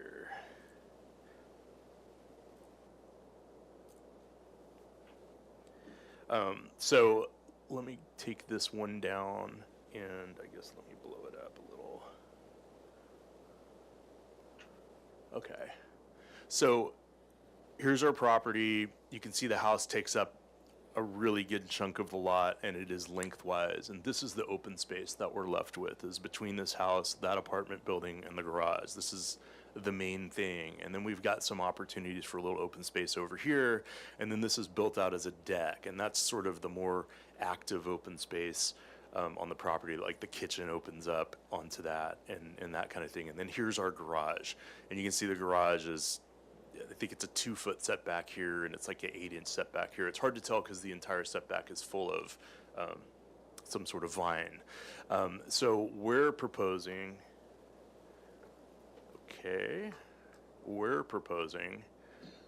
to place a new ADU overlapping pretty much the footprint of that existing garage. And we're choosing to back this ADU into the corner of the site so that we can maximize functional open space on the rest of the site. In our early submittals and stuff, we're at a little bit of a disagreement with staff who wants us to put 4-foot setbacks and push a structure out further. And, you know, we want to maximize the distance between this structure and the existing house here so there isn't like a teensy little walkway from this open space through to this open space. And our direction was, well, you can go down to 5 feet and you should do that and put more space like between our neighbor's garage and the backside of this building. And we just respectfully disagree with that approach. And it's really critical for us today to, in addition to the comments I know you're going to give us on the architecture itself, we really want your feedback on whether you support aesthetically the idea of backing a building into the corner here against 0 setback structures and and sort of providing contiguous open space, or chipping away chunks of this open space to provide 4 feet between 2 blank walls on structures. So that's our site plan. I want to show you our floor plan really quick. I know you guys don't really get into floor plans a whole lot, but here's the existing garage. Yes, we do. Okay. well, good. Then I look forward to hearing about poetry and floor plans. So Oh, you will. here we are with the garage goes pretty much the full length of where our building is going to go. One of the modifications we need is to this interior lot setback. And the only new thing we're building back there is this little corner of this bathroom fits right in over here. Now, we're changing the use of a garage to habitable space in a setback, and that requires a modification too. But just in terms of the physical development, you know, we're talking about this 2 feet right here. And then the big mod we're talking about, I guess the bigger mod, is this back setback, where right now there's about 1 foot 10 inches or something between the garage and the apartment behind us. And we'd like to move our structure into that area. Yeah, we could make this thing bigger by pushing it further towards the house and infringing on this open space, but we are here because we want to push this back instead. And there's a lot of ways we could design this and just avoid all kinds of review. But in this case, we feel pretty strongly that it makes for a better design to do it this way. And that's why we're, I guess, subjecting ourselves to this review. So we're trying to get usable floor areas with usable dimensions in the structure, and they're tight because it's a small ADU, but we do furniture plans on all of our stuff to make sure it's all going to work. And the fact that the kitchen and living are combined, and that the visual lines terminate at the wall over the stairs, they make this space feel a lot bigger. And it's also a volume space because this is a little 2-story building. And then we've got your standard bedroom here, and a nice efficient bathroom, and a laundry room here. And then you walk up through this open volume, and we've got some storage, or like maybe a little office space here, and then a flex space that could be used, you know, for whatever, an office, an additional bedroom. We've got a closet up there. We've got light coming in here through a window that's up on the 2nd story, because there's really just not a whole lot of light on the ground floor.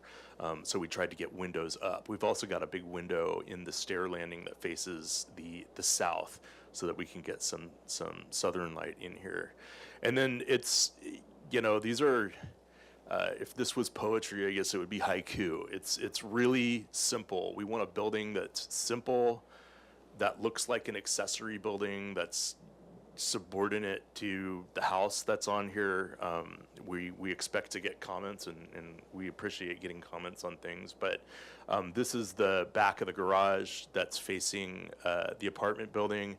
And what you can see we're doing here is we're preserving the 1-story and the pitch, and basically the existing volume of this garage. We're preserving that here, and then we've stepped back our 2nd story from the neighbor's property. This actually meets the required setback for ADUs, and then it's way under the solar access setback. And then this is a side view of the garage, and this is looking at it from in our backyard, and this would be looking at this ADU from in our backyard. So that's the door. This is the kitchen. Our stairs are coming up here, so we can't really get a window down at the standard height. So we pushed it up and made it high to get light in there. The loft is up in here. You know, we may add a window to there, but we're looking for direction. We've really struggled with this elevation and how to make things work. And we're still struggling with it, but we look forward to your comments on that. And then this is the front elevation that faces the street. So here's the garage. Again, you can see that we're basically keeping this volume of the garage that's within the setback, and then we've set our 2nd story back over. It's kind of similar to what they did right next door to us. Again, we got the stairs coming up here. The landing's about this height. It goes up, and then the floor of the loft is here. And we don't want to have windows and penetrations here because this is facing the deck for the primary residence, and we don't want people on that deck looking straight in here, and vice versa. And that actually worked out really well. And then, you know, we look perpendicularly to that out into the open space in the yard. So that's how that works. And then this would be the elevation if you were able somehow to stand in our neighbor's yard and look across to ours. So there's the existing garage, and then here we are basically coming up above that. but trying to preserve all of this in here and get as much space as we can between these structures on a really constrained site. So that's our proposal. We really want clear feedback on whether you believe these modifications and the way that we're handling these setbacks is appropriate. That's the main thing going forward, because that's what we have to do next, is go to the staff hearing officer to get those approved before we can come back here for a design review. But I'm also anxious to get some feedback on this elevation in particular. So that's my presentation, and I can answer any questions you have. All right, thank you. So that concludes your presentation. Let's go on to public comment. Any member of the public can comment on this item. Did you want to? All right. And then if you don't have a speaker slip, you can fill one out afterwards and hand it in to staff. So, and if you could state your name for the record, you'll have 2 minutes to speak on this. My name is Janice Jennings. The property at 432 Donzie Avenue is in the name of a family trust that I set up many years ago. In the intervening years, my daughter married Paul Caton, and they are the successor trustees. They now live in the house with their 2 children. The ADU we are proposing will improve the usability of the property. With a growing family and 2 grandmothers in the picture, in the short term, it will be a help to have more living space. It also will make the property more usable in the long term. I'd like to add that the ADU we have in mind is designed to match the architecture of the main house. It also will be consistent with the neighborhood. At one time, the property next door at 426 Donzie had a small garage like the one we have at 432. The owner replaced that garage with an ADU, which was an enhancement to that property as well, and I was present when that construction took place. All right, thank you. All right, and assuming there's no one else in the room that wants to speak on this, let's go to oral public comment. Yes, thank you, Chair Grumbine and Commissioners. So at this time, I don't see any members of the public joining by Zoom, and we did not receive any written correspondence. So I'll turn it over back to you. All right, thank you. All right, so to the commission for questions, and this, let's see. Okay, so this is not, so yeah, the no final appealable action going to be taken at this hearing, so we'll want to make comments. And if, we'll get to comments, but after questions, if comments in particular on the compatibility findings and minor alteration findings, and so if you can be thinking along those lines as well for any modifications, and then of course as well for design review. All right. Mr. Chair? Yeah, Commissioner Drury. Yes, could you give us the coordinates surrounding streets? Chair Grumbine, Commissioner, the coordinates of the street? Yeah, so there's John Zoom Street. into the vicinity map there. I can go to. Yeah, that aerial view, yeah. Yes. So this down here, that's Olive Street. And then Anapamu Street is over here. You can see the pines on it. I used to live right here. And then up here is, I think it's Laguna Street, is just off the frame here. And then that Victoria Market's further up. Victoria Market is one street up. It's like right about Okay, here. thank you. All right. Other questions? Commissioner Ensberg. Yes, I have a question. How, when we're on the property line like this, how do we maintain the building when you've got a, you're right up, say it's a wood building, and say termites get in it or something? How do we deal with that? Chair Grumbine, Commissioner Ensberg, it's a pretty common situation to build zero lot line buildings right up against each other, and you have to get fire ratings and everything on these walls. And the way I imagine we would do this one is with some sort of fire retardant siding, like a hardy panel type siding, which isn't going to get termites. And they build the whole thing up and it's there, and then for that small gap that's there, typically you screen that all off so that the raccoons and stuff don't go in there, and so you just sort of you end up with like an airspace building to building. And there's not a whole lot to maintain. Like you'd have the waterproof exterior. It's by nature, it's not really exposed to the elements because it's in there, and it just sort of stays put and does its thing. Like a commercial building? Yeah. Yeah, yeah. Similar Thank to you. that. Just, yeah. Thank you. All right, other questions? Yeah, just Commissioner Jordan. questions of fact. The ADU in the adjacent house, that's permitted? There's no, do we know that that's? Well, I don't know. I'm just asking because it sounds, that's another house that's very tight to the lot lines.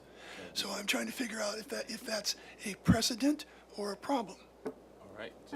Through the chair, Commissioner, I'd have to look at the permit record in order to see if there was a permit issued for that. Most likely it was, unless you have additional information. Yeah, Chair Grumbaugh and Commissioner Jordan, our understanding is it is permitted. Our client lives next door to it, and they've referred to it to me as when they approved the ADU next door. And again, they were there when it was constructed, so I believe it's permitted. That weighs on me, yeah. All right, other questions? Yes, Chair Yeah, Grumbine, Commissioner I have Ansberg. one other question, please. I noticed that you have, your floor plan, you have your, the bedroom is, straight ahead. So you're coming down the driveway. So if you were, the formal entry, I'll call it, the formal entry is on the side. So your private space is on the left and your public space is on the right. So you would come down and you would angle around and then come in that door into the living room. I just was wondering if you could explain why you chose to do it that way as opposed to flipping it and having your, public space, the first, the entry, and then the private space is more off of the. Sure. Yeah. Chair Grumbaugh and Commissioner Ensberg, this isn't going to be a driveway anymore. This was the parking for the site. We're eliminating that parking to convert this to an ADU. So this whole area now is able to be open space for this house. And we want this area back here to be able to be open space for this unit. And so they each sort of have some semi-privacy in their open spaces rather than both of them opening directly onto the same open space. So that's why we did that, and that's why we put the common areas so they'd be adjacent to here. Also, the same thing with the main entry. We don't want both, the main entry to be right here next to their entries to the kitchen over here. We want it to sort of be around the side of the thing. I mean, yeah, I guess in theory you could rotate this whole thing, but then we definitely wanted the bedroom to be exposed on a wall that has light. And the owner mentioned it's an extended family situation here where they're likely to have additional members of their family here. So they are somewhat connected because they're all sharing the same thing. I realize it may not always be this family that lives here, but that's also part of the idea.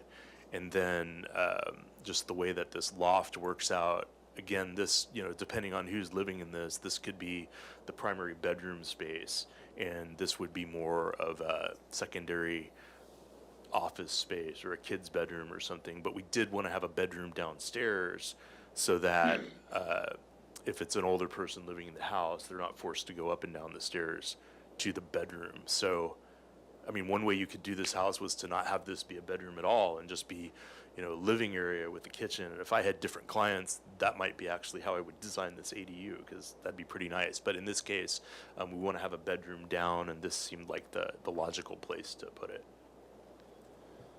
All right. Thank you. Other questions? Commissioner Drury? Mr. Chair, yes, so you will have one parking space in the driveway, is that correct? It says one uncovered parking space in the driveway. this happened on Monday at another hearing. There we go. We got this back. Let me go back up to that site plan. Did Commissioner Levick kick that on purpose? No, I've done it before. So you'll have one uncovered parking space. That's right. Yeah, and then you'll have landscaping after that, and then. Yeah, we actually have a gate there which closes this entire backspace We'll off. fold that into the backyard, and then, okay, thank you. All right, other questions? All right, so as we roll into comments, why don't we have both comments on the supportability of the setbacks question, of modification for these setbacks, and then also the design comments, so. Chair Grumbine, if I can just add, so part of staff's review is specifically for the height increase in the setback going from 1-story to 2-story. So if the commission can provide specific comments about that in the aesthetic appropriateness, that'd be appreciated. Thank you. Okay, sounds good. I had one more question, actually. How does the alignment of the 2-story element with I saw at least a window on that back apartment building. Is there more than one? Is that the only one? And where does that window fall where it comes to, I'm assuming it falls to the side of your 2-story element? Sure, Grumbine. I can't tell you for certain that it does fall to the side of our 2-story element. We have no windows on the back of our 2-story element facing into that building. That window is probably right about where I have my cursor here. It's completely obscured by a tree right now, but you can kind of see it in one of the photographs I have. And I think it's right here, which would put it, like, we're setting back our 2nd story about 4 feet. So it's probably right at the edge of our 2-story element, but our 2-story element may be in front of that window. Okay. And right now, they just have that window completely blocked off on the other side. So, Oh, gotcha. yeah, I don't think it's a major window into their place, but I can't speak to that 100%. Mr. Chair, I have another question before we roll into comments. Yeah. The height, it's about height. Height of your projected 2 stories, height of the adjacent ADU, and height of the 2-story apartment building behind you. What are those numbers? Or what are they? Are they all going to be the same? Are we going to wind up with the same height across? Chair Grumbine, Commissioner Jordan, I'd have to blow this up and read it here. I don't have the height memorized, but let me see what we got here.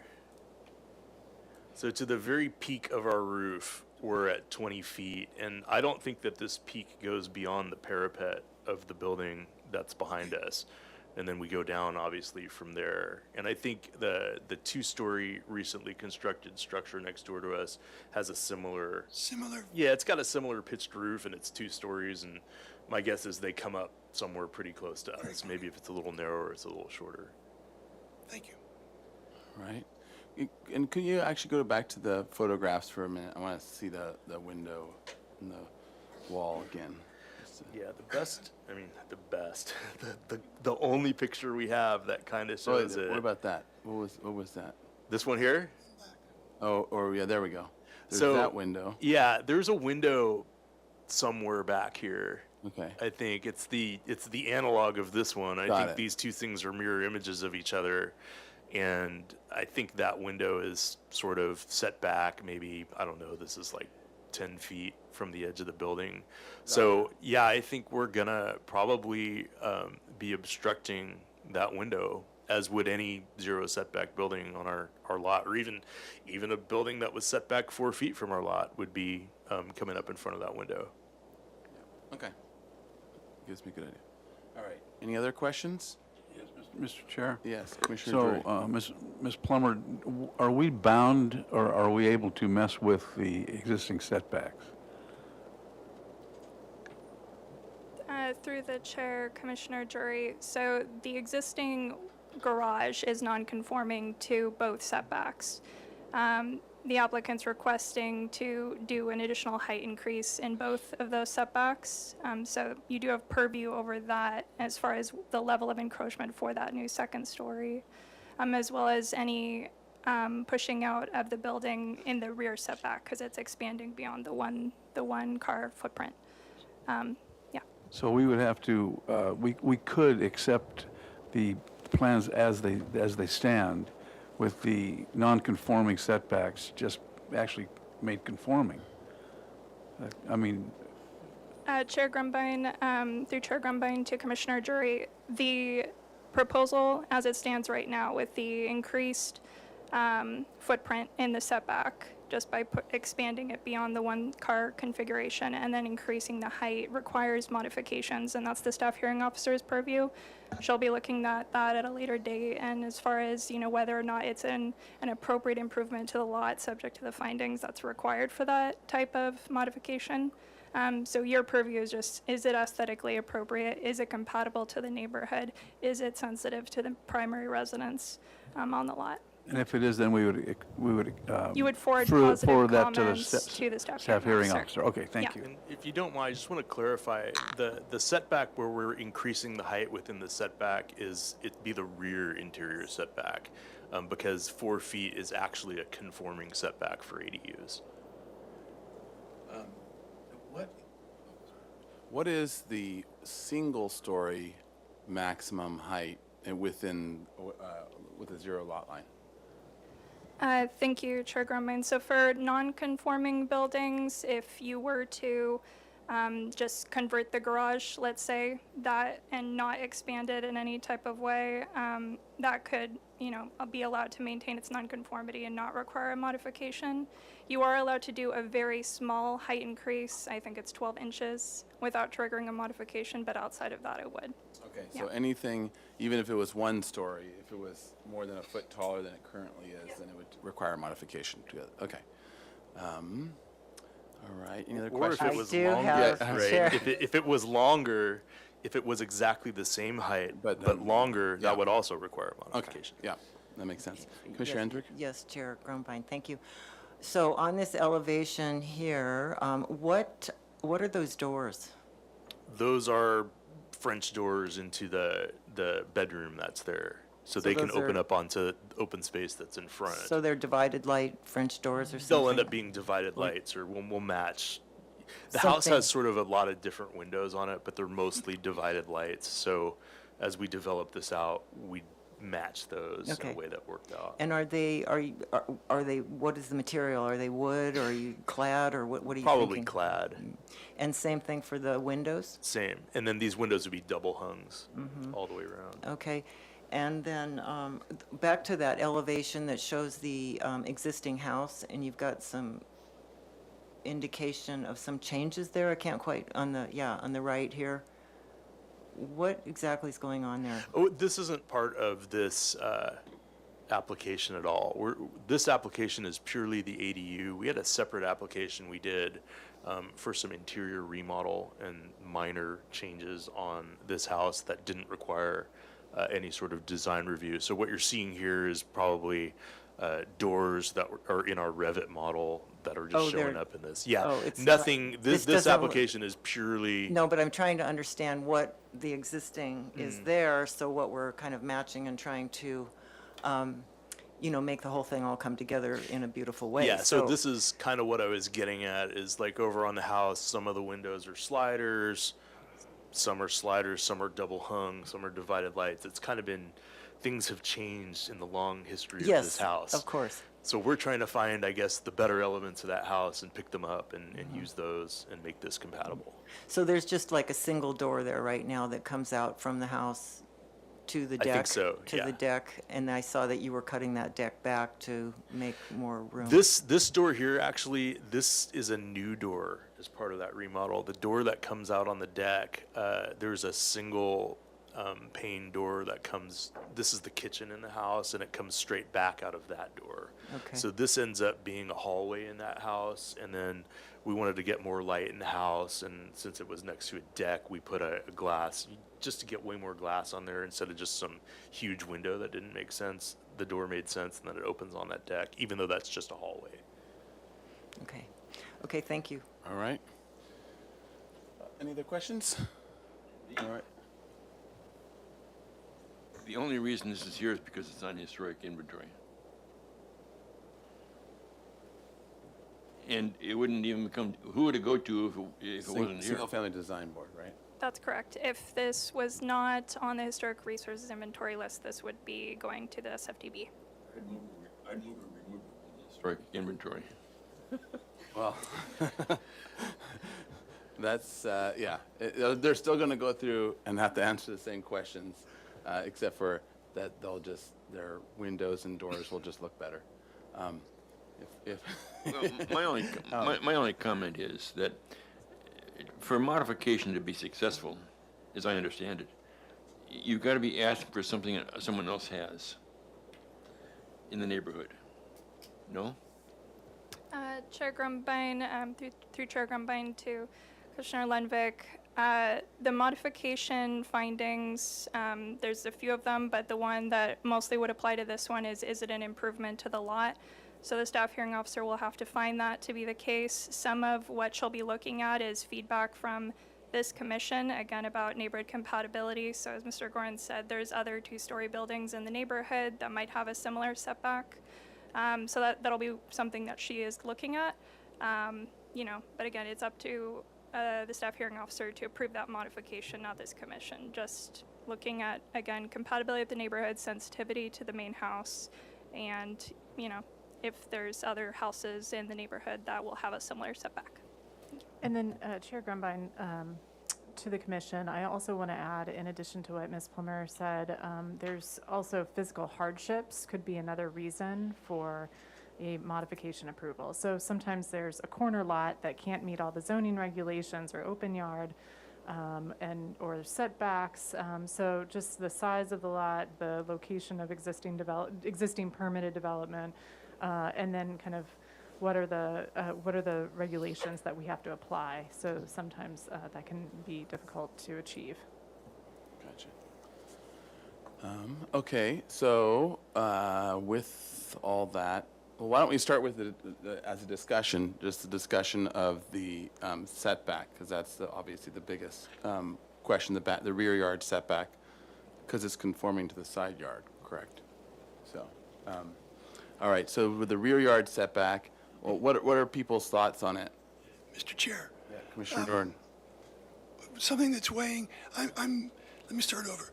I am generally supportive at this stage of allowing them to go ahead. What's weighing very heavily on me is the adjacent property.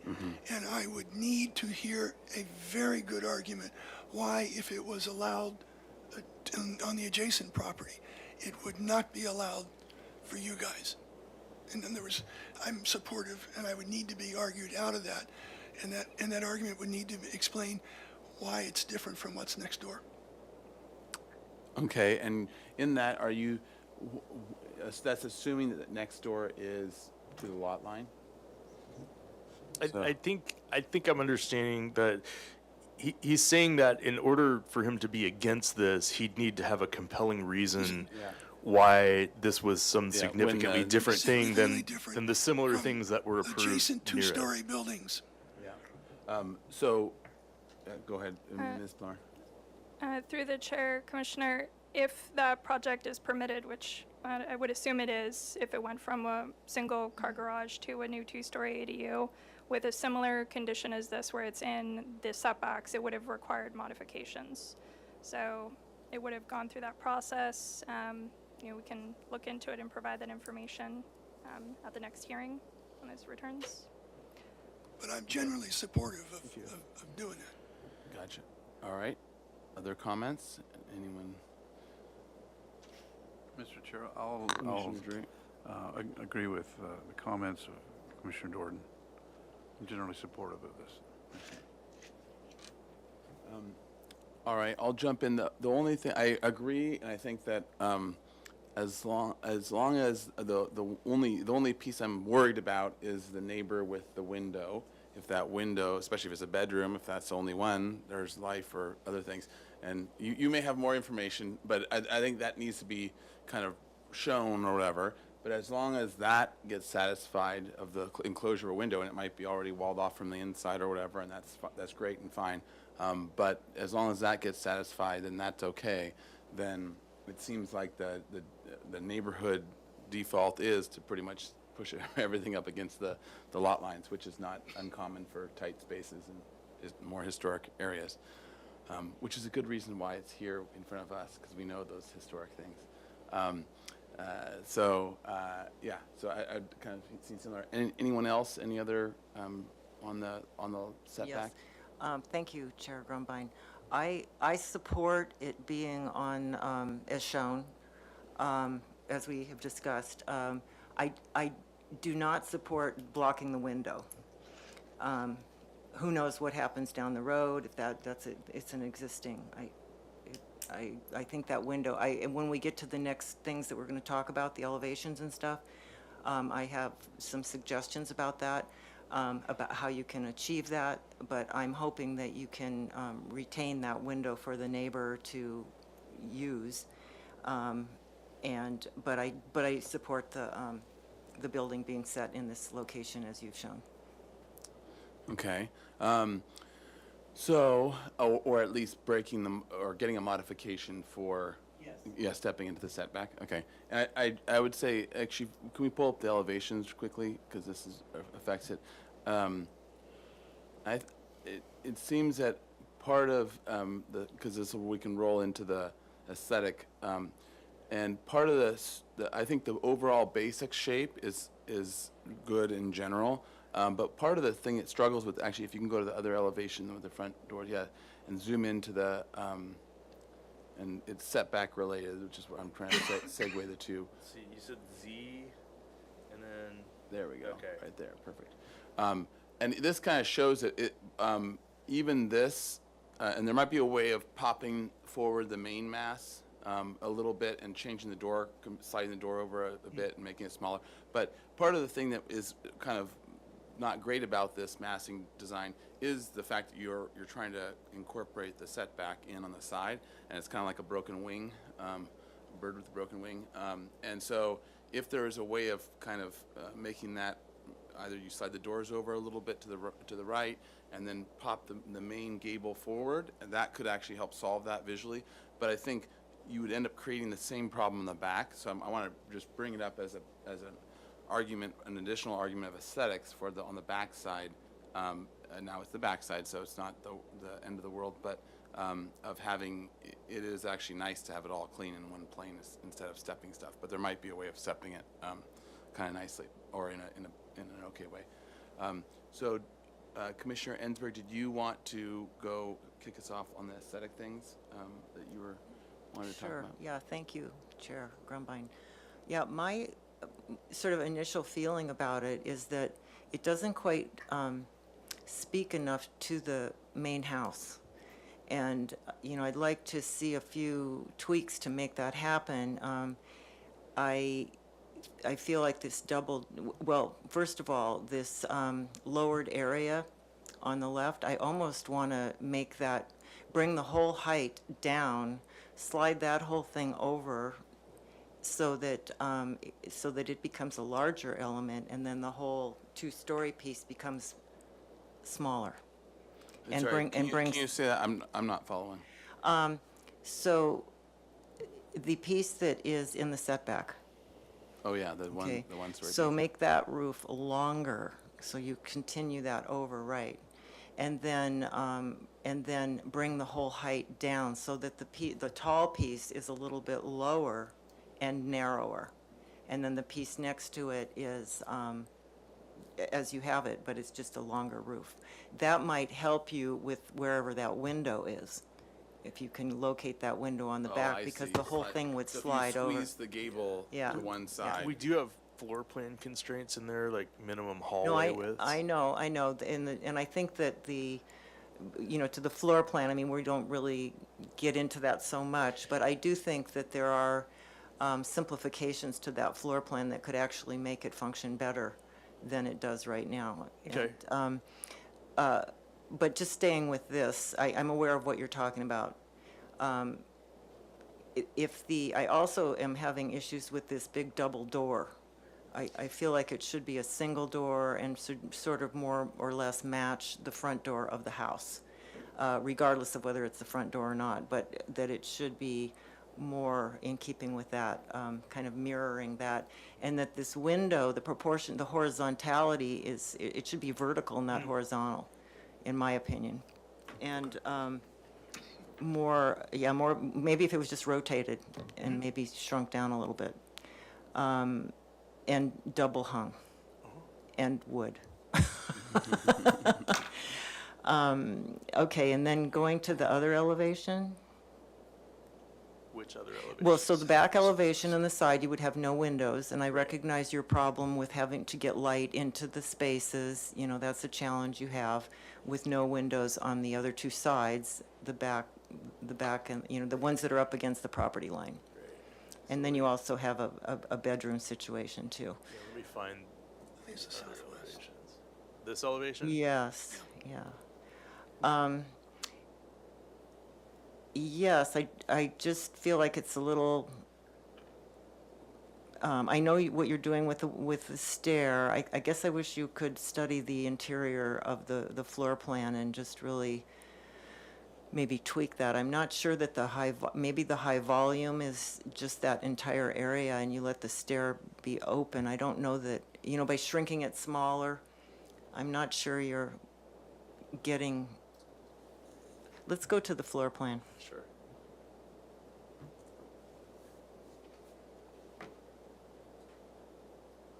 You have a big kitchen. You know, if the door could slide up, you know, and the kitchen got a little smaller, then you could slide your stair over toward the door, toward the new location of the door, the entry door. Yeah, here's the thing, I don't know how much we want to get into like Yeah. the weeds. No, I don't want I'll to take the design this comment. for you, but, you There's know. a reason why we did it this way, and we like to have sinks facing out windows, and we can't put the sink further up there because counter has to wrap, and that's why that's. No, I know, and I don't want to yeah. design it for Yeah. you, Yeah. but I'm just saying that I think you do have a lot of options that So- perhaps have not been fully explored. Let me tie it to, I think, where you were, where the conversation was going in terms of the elevation. Yeah. So looking at that side elevation, if we can go back to it, I think part of the problem is it's a two-story elevation, but it's only 1.5 stories of windows, right? Right. So the question becomes, do you pop a dormer in there? Do you do something else? Do you do another window above that one and stack them? I think part of the answer, it needs to look at the main house. You need to be showing us all these different window types, where you want to go with this. Don't take one of everything that you have in the main house, because you'll end up with 15 different windows. But pick a language that works with the main house, and then work with that composition of where you're going to place windows.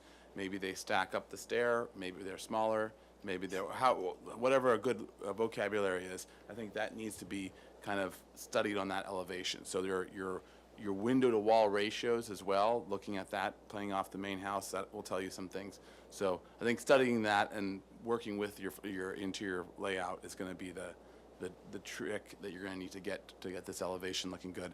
And the same goes for I think the two main public elevations, which aren't being covered by everything.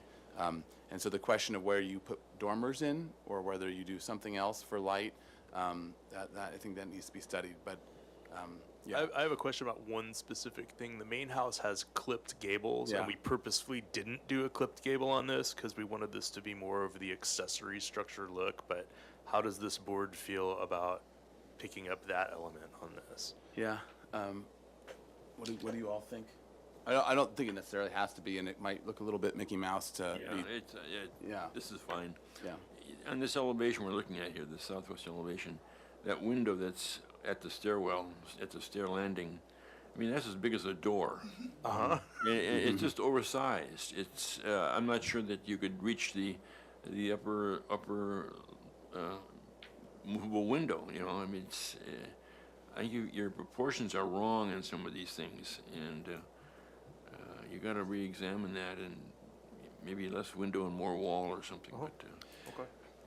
Yeah. Mr. Chair, without getting into issues of planning, of the interior plan, but talking about the composition of that southwest elevation, I agree with Commissioner Lenvig, and you're using big openings, and one way to think about it is a series of smaller openings, so that you would wind up with, instead of that one big vertical window, 4 square windows in a line that gave you roughly the same amount of opening, same amount of light, but in some ways reduced the impact of the bigness on that small elevation.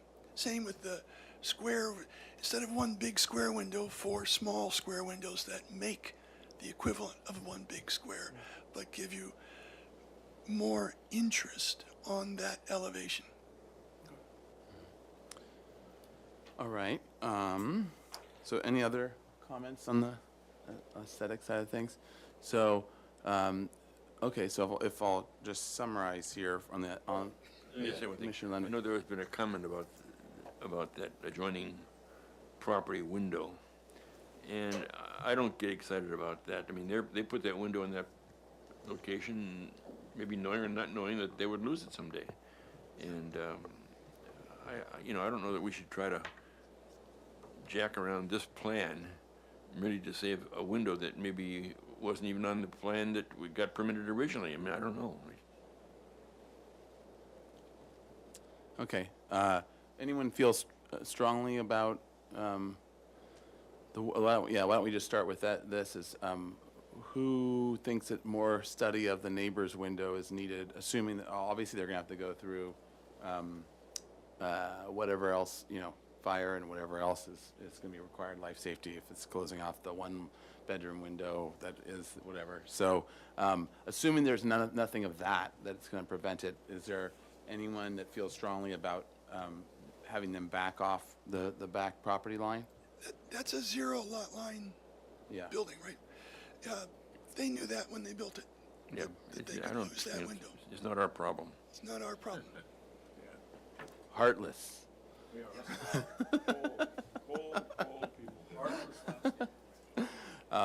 Okay, so who feels this now? We'll if you just, feel- yeah, Chair Grumpin, I would just say, I mean, we are asking to put our building straight up to, we're asking for a modification to do that. So, Yeah. I mean, it wasn't there before. So I just think out of courtesy that we should at least look into it and find out what the deal is with it. And then if it's okay, then all right, if that's the pleasure of everyone. But I still think that we should look into it. And I think that there's a way of, resolving it. So it's not impossible. Okay. And we saw that one elevation, and that you think it's mirrored, that there's the one window and the one window. So anyway, I just think we should look into it. Okay, so I think we can say at least one, and then I'll count myself as well. 2 commissioners think that it should be looked into as, I do as well, Mr. Chair. okay. Maybe someone sits and paints out that window every day. Okay, so what's that? Yeah. Or could we see maybe on an elevation the window superimposed on the building just to see exactly how far, if it's centered, if there's no point in looking at it? Yeah, so and maybe we say, assuming that it falls within that blank wall of the 0 lot line wall that's being proposed, assuming that it does, then we want to see more information. If that window was never approved by prior action, either discretionary or ministerial, that's not, Okay, it's and not this guy's problem. And assuming that this window was not approved by discretionary action. That building looks like it's from like the 60s or 70s or something, is that right? That building's probably from the 20s. Yeah, okay, 30s. so then in that case, there would, yeah, it might not be that much record of it. But anyways, so I think at least if you want, it sounds like there's at least several commissioners that would be more comfortable if that was sort of checked off.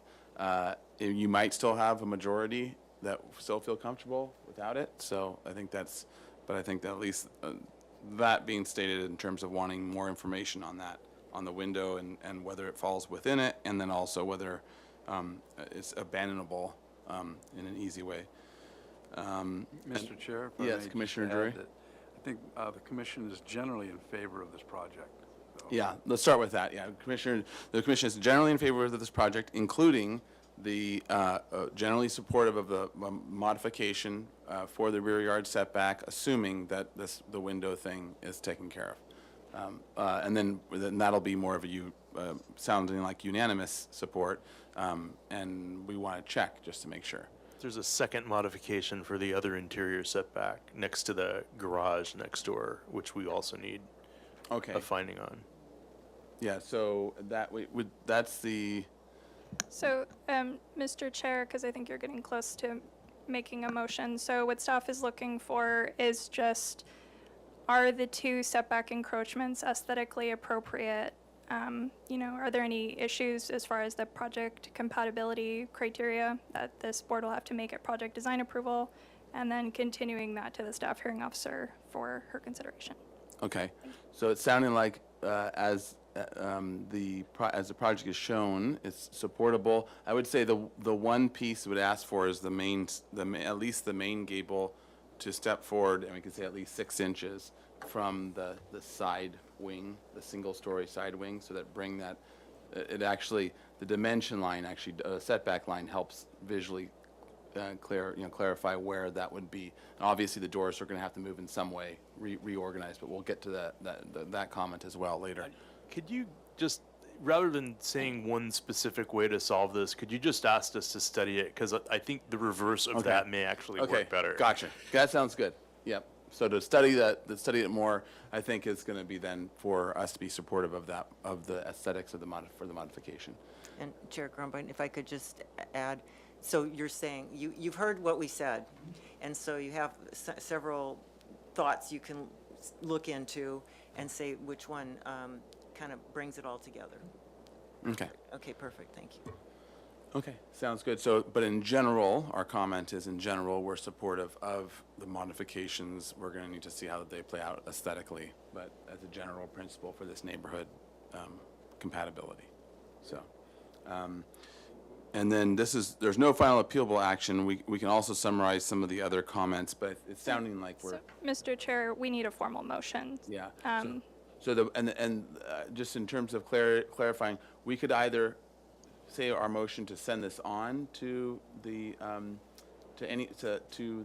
staff hearing officer? Chair Grumbine, you can either forward it with your comments to the staff hearing officer, and she'll be reviewing the two modifications, or if you'd like to see it before it goes to the staff hearing officer, you can continue it to this commission again. It will be returning either way at project design approval after the staff hearing officer reviews the modifications. Okay. So then the question in my mind seems to be that if it's going to get aesthetic changes in at least minor ways, maybe major ways in terms of how we're going to solve those based on our comments, is it helpful to be making that decision based on this plan now, or is it going to be changing enough that we might as well just come back to us? Here's what I would say, if it's appropriate for me to say this right now, is I'm pretty clear on the direction you guys are giving, and incorporating any of that direction isn't going to substantively change anything relative to the modifications themselves. And that's really what needs to go before staff hearing officer. And then we'll be back with the updated version of this. We'll probably make some changes to update this before we get there, but we're going to be back here for a project design approval following that. So, whether we move that gable out a little bit or back, that's not going to change whether you believe it's appropriate for us to be in the setback or not. So I would request that you could send us forward to staff hearing officer, and then we'll be studying the other direction that you've given us today. But we'd really like to get moving ahead and get to that, because if the staff hearing officer, for example, says no way, we don't approve these modifications, then all of that effort would have been for no reason. Gotcha. Okay, sounds good. Mr. Chair, a question about procedure. So this will come back to us, and the question is whether it goes to staff hearing first and then back, or whether we want to see it before it goes. But in any case, it does come back to us at some point. That's correct. Okay. And it comes back to us for the whole process of design approval. Then. Yeah. Okay. Commission. I would think we simply, if we all agree, simply say that we have no objection to the encroachments shown on the plans. Okay. That's sounding like where everything is leaning, and that it's good to go to the staff hearing officer with those comments. Okay. So, and then, okay, so that'll be that part, and then the other part is just the general feedback on the aesthetics of what to study. So let me try to summarize those comments so far on the aesthetics. Yes, One Commissioner Inslee. question, one technical. does, we're talking about the footprint and then would it matter? Does it make a difference if depending on how the building gets modified, this window thing? Which window thing? The window of the neighbor, the window of the Okay. neighbor. So if we say that we're okay with it being in the setback, but we want, it turns out that this window is important for some reason. Turns out. Not to me, it's not. I know that. To some people. But to some people it is. People with hearts. So say we say, oh yeah, but the window needs to be, we need to steer clear of that window. Then does that affect, I definitely want to help you move forward to do this, but I think I can answer that question, Chair Grumbine, Commissioner Rensburg. Let's just say in theory that window was the only egress available from some bedroom or something like that. And we decided and I know you don't feel that it's important. Well, Yeah, it is what it is. Their things shouldn't infringe on my own clients' rights on their property. But all of that aside, if for some reason we were going to modify this building to accommodate that window, all we would likely do would be step back all or a portion of the second floor, and we would be still looking at the exact same modification we're asking for well, here. That's what I was trying to bring up, that we the don't. modification will give you the allowance to do a little play on aesthetics and massing if we need be. Okay. Right. Thank you. I just Okay. didn't want us to Yeah, get tangled up I think that's there. good. Okay, so let's just go through and let's just talk through the elevations quickly and mention some of the points we made. So on this elevation, the northwest elevation, Commissioner Drury, okay, yep, thank you. All right. So on this northwest elevation, the comment was to study it in the massing of this gable and the shed roof, to the double doors to go to a single door and maybe a window or some other combination, but study that composition where the entry door to the bedroom is. And one suggestion was to bring forward the mass of the whole gable slightly forward from the shed roof, but the main suggestion is just to study that elevation. And the other comment, which will also tie to the other comments, the other elevations, is look at the main house for your wall-to-window ratios and for your window proportions, and have photographs of the windows around the house for further discussion and for us to see when you come back. And matching the house or like I should add on this one, the commission did not find that matching the clipped gable, the jerkin head of the original house is necessary or appropriate for this structure. And then on the southwest elevation, to study both the plan layout and the window locations for all these windows to try to, again, match the existing house. And then the proportions and sizes of them to also look at the existing house as appropriate. With one potential of also looking at a dormer or some other way of bringing light in for the to the side, that side elevation. And let's see, anything else in this elevation? Or any of the elevations? All right. All right. In that case, I think those were all the comments on the aesthetics, and so the motion.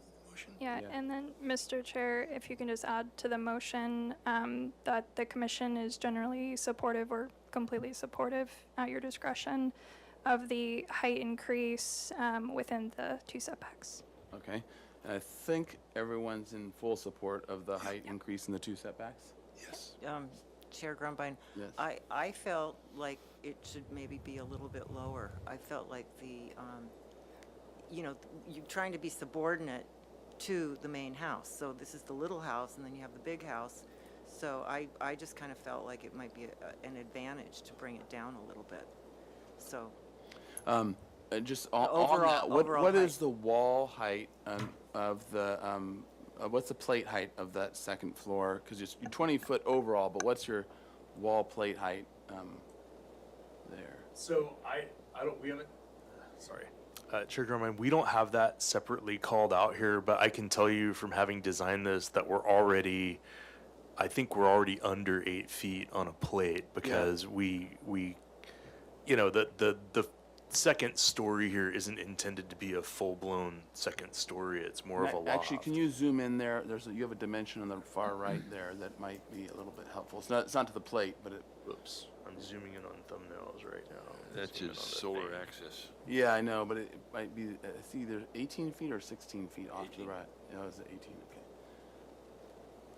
Yeah, because if that's 18, that wall is another like 14 feet. It seems to be a pretty low plate. Yeah, it's like 6 feet, I think. It may even be 5 feet at the edge right now. Well, if you could include that. Yeah. In So your just study. in to the study see. to look at what the, yeah. Yeah, when we come back here, we're gonna have sections through the building for you and everything else. And I wouldn't make such a thing about it. It's just that it's really it's a sweet little house back there. It's important. It wants to, make the whole property even nicer and work for the family as was expressed. So, just bringing these things up because I think all of this little stuff really matters and it will make it be a beautiful little building there in the back. So my feeling is that it should just be a little bit lower. That's why I was making that suggestion of pulling it over. But I think you have plenty to think about and noodle around and see what you can do with it. Okay, so, Thank you. I'll leave it to, is it seeming like we're in full support then of it? Because that was the discrepancy. I wanted to make sure that we're at least, and we'll obviously still get another bite at the apple or a first bite of the apple when we actually review it fully with sections and everything else. But assuming that is, we can also finesse it then.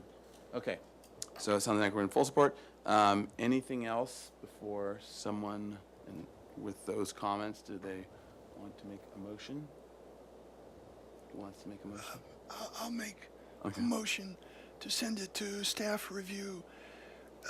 Do we want to say with no objection to the request for modifications? Or do we want to say we support, what's preferable to say? Through the chair to Commissioner, you can also just adopt Commissioner Grumbine's comments and then have those forwarded out. Yeah, just continue. Whatever I We just said, needed I a don't know what I motion said, to say but we're no. continuing Based on. on Chairman Grumbine's comments. All right. Second. All right, we have a motion and a second. Thank you, Commissioner Butler. Under discussion, any other discussion? All right, if we have a roll call vote, please. All right, thank you. I'll start with Commissioner Jordan, Yes. Commissioner Ensberg, Yes. Commissioner Butler, Yes. Commissioner Lenvik, Yes. Commissioner Manuel, Yes. and Chair Grumbine. Aye, Okay, motion passes. great.